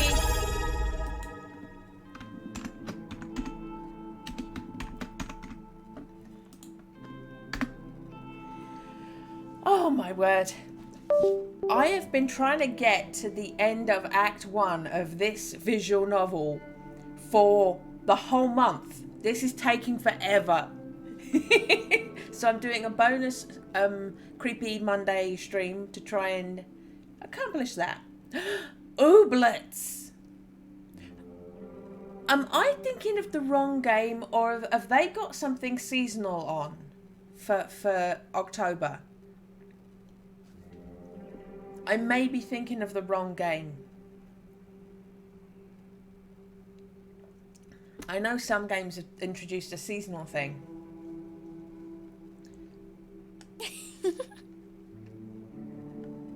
Don't laugh at me! I just can't imagine you in the sun. You're pale too. Seriously. You said dream vacation, so yeah. In my dreams, I'd like to go somewhere sunny.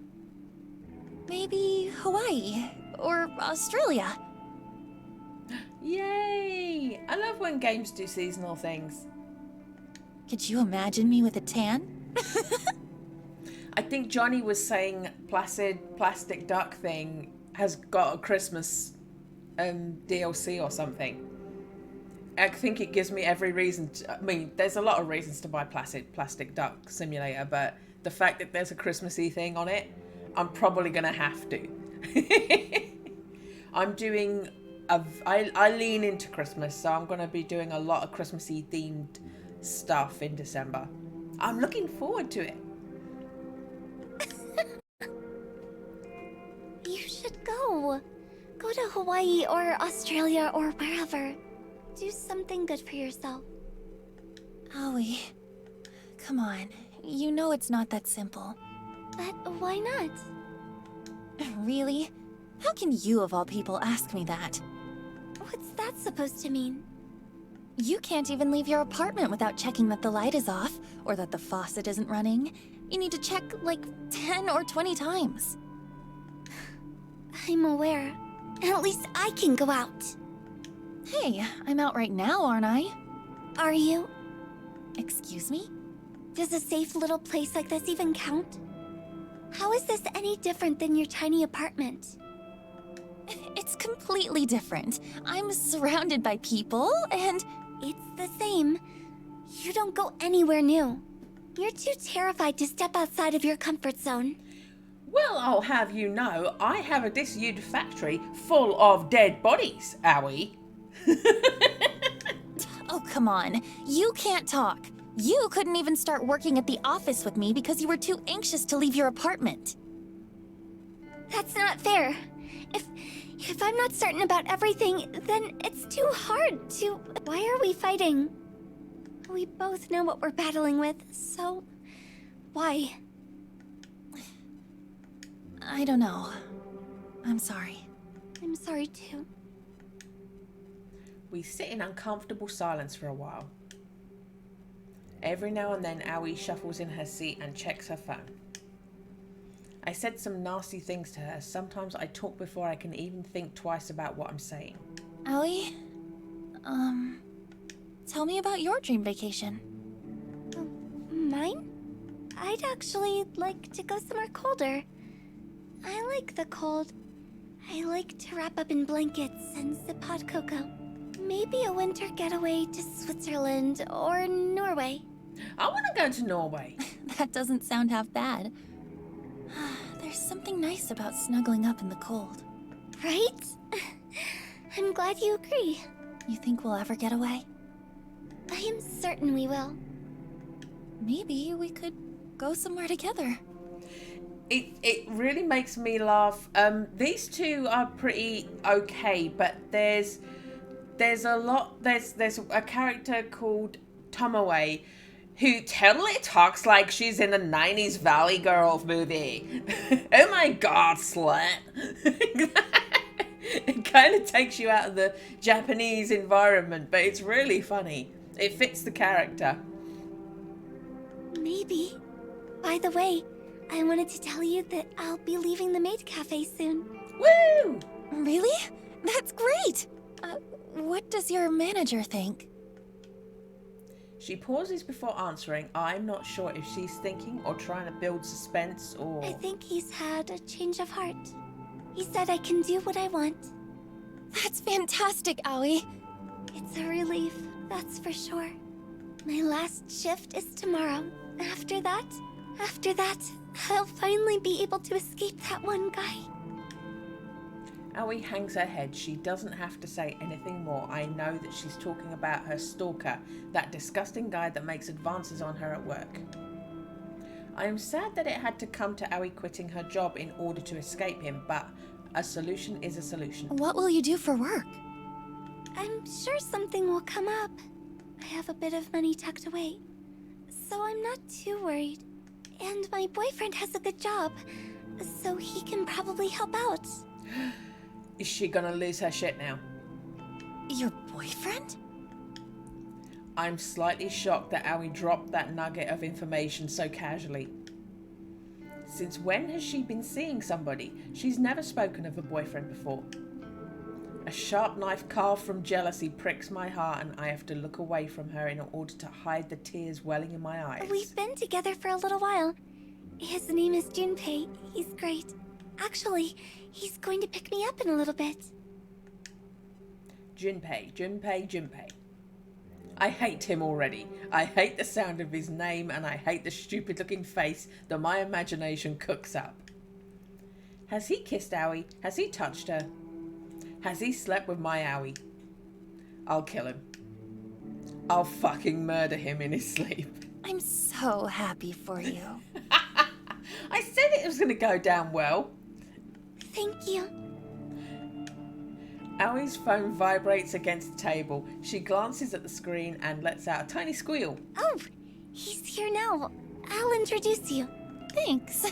I'll I cut myself off and ignore Aoi's quizzical stare. Aoi stands up and looks toward the door. She claps her hands in excitement and waves a broad, bumbling man staggering towards our table. Hey, babe. Oh my god, you're a bit California as well, aren't you?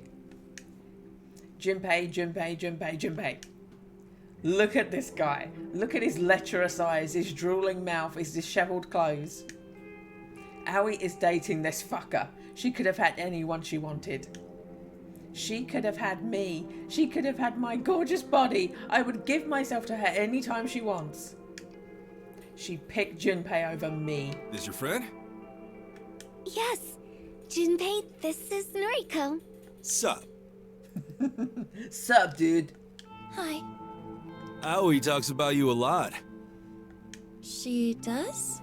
Probably. We're going to go catch a movie. Would you like to join us, Noriko? Nah, babe. Remember, you said we were gonna... Junpei? It's fine. I've got stuff to do. Oh, okay. Maybe next time. Maybe. Well, see you. Lates. Bye. Catch you later, Bill and Ted. Aoi grabs Junpei's arms and the two lumber away. I give up. I clearly can't compete with what Junpei has to offer her. I'm over her anyway. I had my chance senior high school and I blew it. I've moved on. That was my conviction, right? I want her so badly. But I'll just keep moving forward. I'll find someone else to fill the void until I can have her.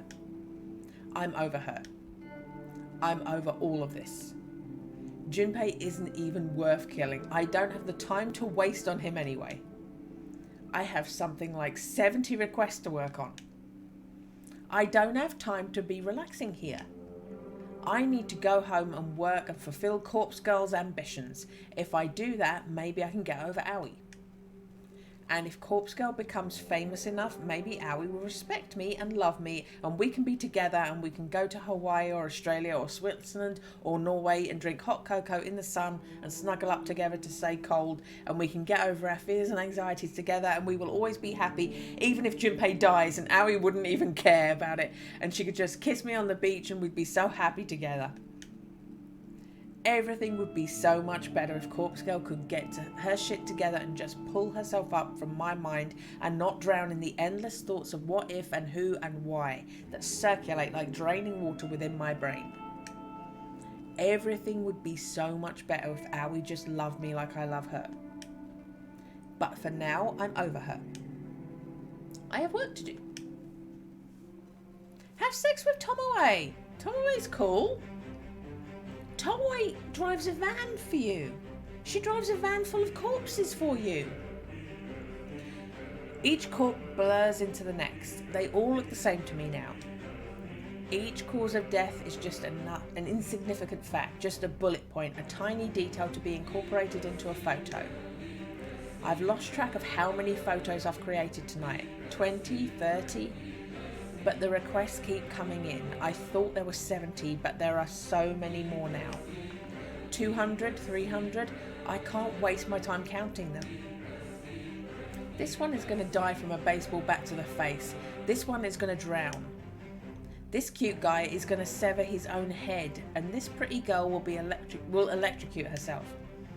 They're all going to leave beautiful corpses in beautiful photos. We'll have fun collecting corpses that look like these victims. Me and Tomoe and Kojiro. We'll apply makeup to each corpse and we'll dress them up and we'll zip them up in cute little body bags and put nice little ribbons on top and deliver them to our victims. And each one will die in turn and leave behind a beautiful corpse. Beautiful corpses all over Tokyo. Beautiful, beautiful, beautiful. Beautiful just like me. So slim and skeletal and perfect. So real. Each corpse will look just a little bit like me. Gorgeous Kojiro called me gorgeous once. Aoi has never called me gorgeous. I don't have enough burner phones to send all these photos. I'll have to use each phone multiple times. I think it's on Switch as well. I've got it on Steam, so I'm on PC, but I think it is. I think it's on Switch. You can get different endings, but you go through quite a lot before it gives you a decision to make. So it's not that much of a decision-based thing, but you do get to make decisions that change the narrative. This one's very dark. Where was I? Have to use each phone multiple times. Maybe I can send 10 photos from a phone before I dump it. That's a good idea. It will reduce the amount of work. We also won't have enough room in the van to collect so many corpses from the morgue. We'll have to make a few trips back and forth from the morgue to the factory to the morgue. I wonder how many bodies we can fit inside at once. 5, 10, 15 if we stack them on top of each other. I wonder if I could squeeze in between them instead of sitting in the passenger seat. I'm pretty small, I'm pretty skinny. I could probably zip myself up in a body bag and hide amongst the cadavers and pop out and scare Kojiro when he opens up the van to unload them. Boo! Haha, got you, Kojiro. Bet you didn't know I was in here with the corpses. Bet I look just like them, don't I? Can you unzip a body bag from the inside? I'll have to try it out. I can imagine Kojiro's shocked expression when I pop out, like a naked singer bursting out of a birthday cake. Maybe I could strip down before I get into the body bag. I bet he'd like that. I bet he'd like to see me slide out of the body bag completely bare, with my pale skin and my bony arms and my scrawny legs. His eyes would probably pop out of his skull when he looks at my prominent rib cage and my hips and my tiny flat breasts. He'd probably think about it every night before he goes to sleep and fantasize about me and my perfect body, and he'd dream about cuddling up with me in the body bag and hiding between the cadavers in the van. He looks thrilled. Boo! Got you! Fuck. What the fuck, Noriko? I pull the top of the body bag down around me and let my chest breathe in the morning sunlight. Boo! Boo! My naked skin tingles from the fresh air. I don't think I've ever exposed this much skin to the sun. I giggle and watch Kojiro step back. Boo! Got you! You didn't know I was in here! I wrestle my arms free and make an L shape with my hand. I press it against my forehead. Kojiro's a loser! Kojiro didn't know I was in here! Na. She's gone insane. Well, no, she always was. She's gone more insane. She's lost control of the sanity. Wondering why you wouldn't answer your phone. You're naked. Boo! Climb in here with me! You okay? Climb in! I unzip the body bag further to make room for Kojiro, but he doesn't advance. He simply stands outside the van, staring at me in disbelief. One sec. He pulls his phone out of his pocket and presses it to his ear. Yeah, found her. Back of the van. Yeah, in an HRP. Okay. Kojiro hangs up the phone and puts his hands on his hips. Your clothes in here too? Dunno, but I'm very cold. Come warm me up. You're lucky we didn't leave the factory yet. These deliveries can wait. Go inside, get dressed. Can't leave the body bag. I'm naked. Shit. Kojiro returns his phone to his face. Can you bring her some clothes? Mad. Kojiro approaches the van. He ducks his head under the roof and stares into my eyes. Tomoe's coming outside. She has clothes. Not gonna wear them. I'm a corpse now. I'm corpse girl. Okay. Okay. What the actual fuck? Here she is. Here's 90s Valley Girl. Noriko, put these on. Tomoe appears from nowhere and thrusts her hand out. In the fist is a shirt and a pair of tracksuit pants, but they don't belong to me. This is all I have with me. Take them. I reach out to grab the clothes, but then I push Tomoe's hand aside at the last second and send the garments flying out of the van. You little bitch. Hello, Look at me! I'm a corpse! I'm Corpse Girl! Get inside the body bag with me, Tomoe. I want to snuggle. Ain't no way in hell that's gonna happen. You finally cracked. I think this is serious. No way. You think? She's lost her mind. We gotta take her home. Yeah. Noriko, get out of the van. Sit in the passenger seat. No! Noriko, please. We're worried about you. We're gonna take you home. I don't have a home. I'm a corpse, remember? Take me to the morgue! I perform my best corpse impression by sticking my tongue out of my mouth and rolling my eyes back. When nobody laughs, I decide to laugh for them.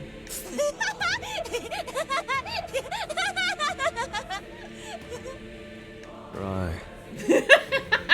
Right. Enough. Kojiro climbs into the van and grabs my wrists. Let me go! He forces my arms into the body bag so they're pinned by my sides. I can't fight him off. He's far stronger than I'll ever be. He pulls up the zipper on the body bag until it completely envelops me. Then he pushes me backwards so that I fall against a stack of cadavers. The van's door slams shut as soon as he climbs out. It's dark. I hear shuffling around outside and then the revving of the engine. We're going to the morgue! We're going to the morgue! I sing as loud as I can, but I don't think they can hear me. Morgue! Morgue! Going to the morgue! I laugh until I can't breathe, and then I decide to suffocate for a little bit.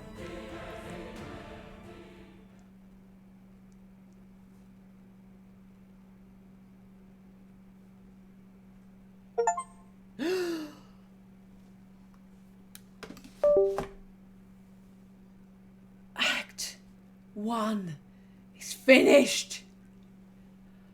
Act 1 is finally finished.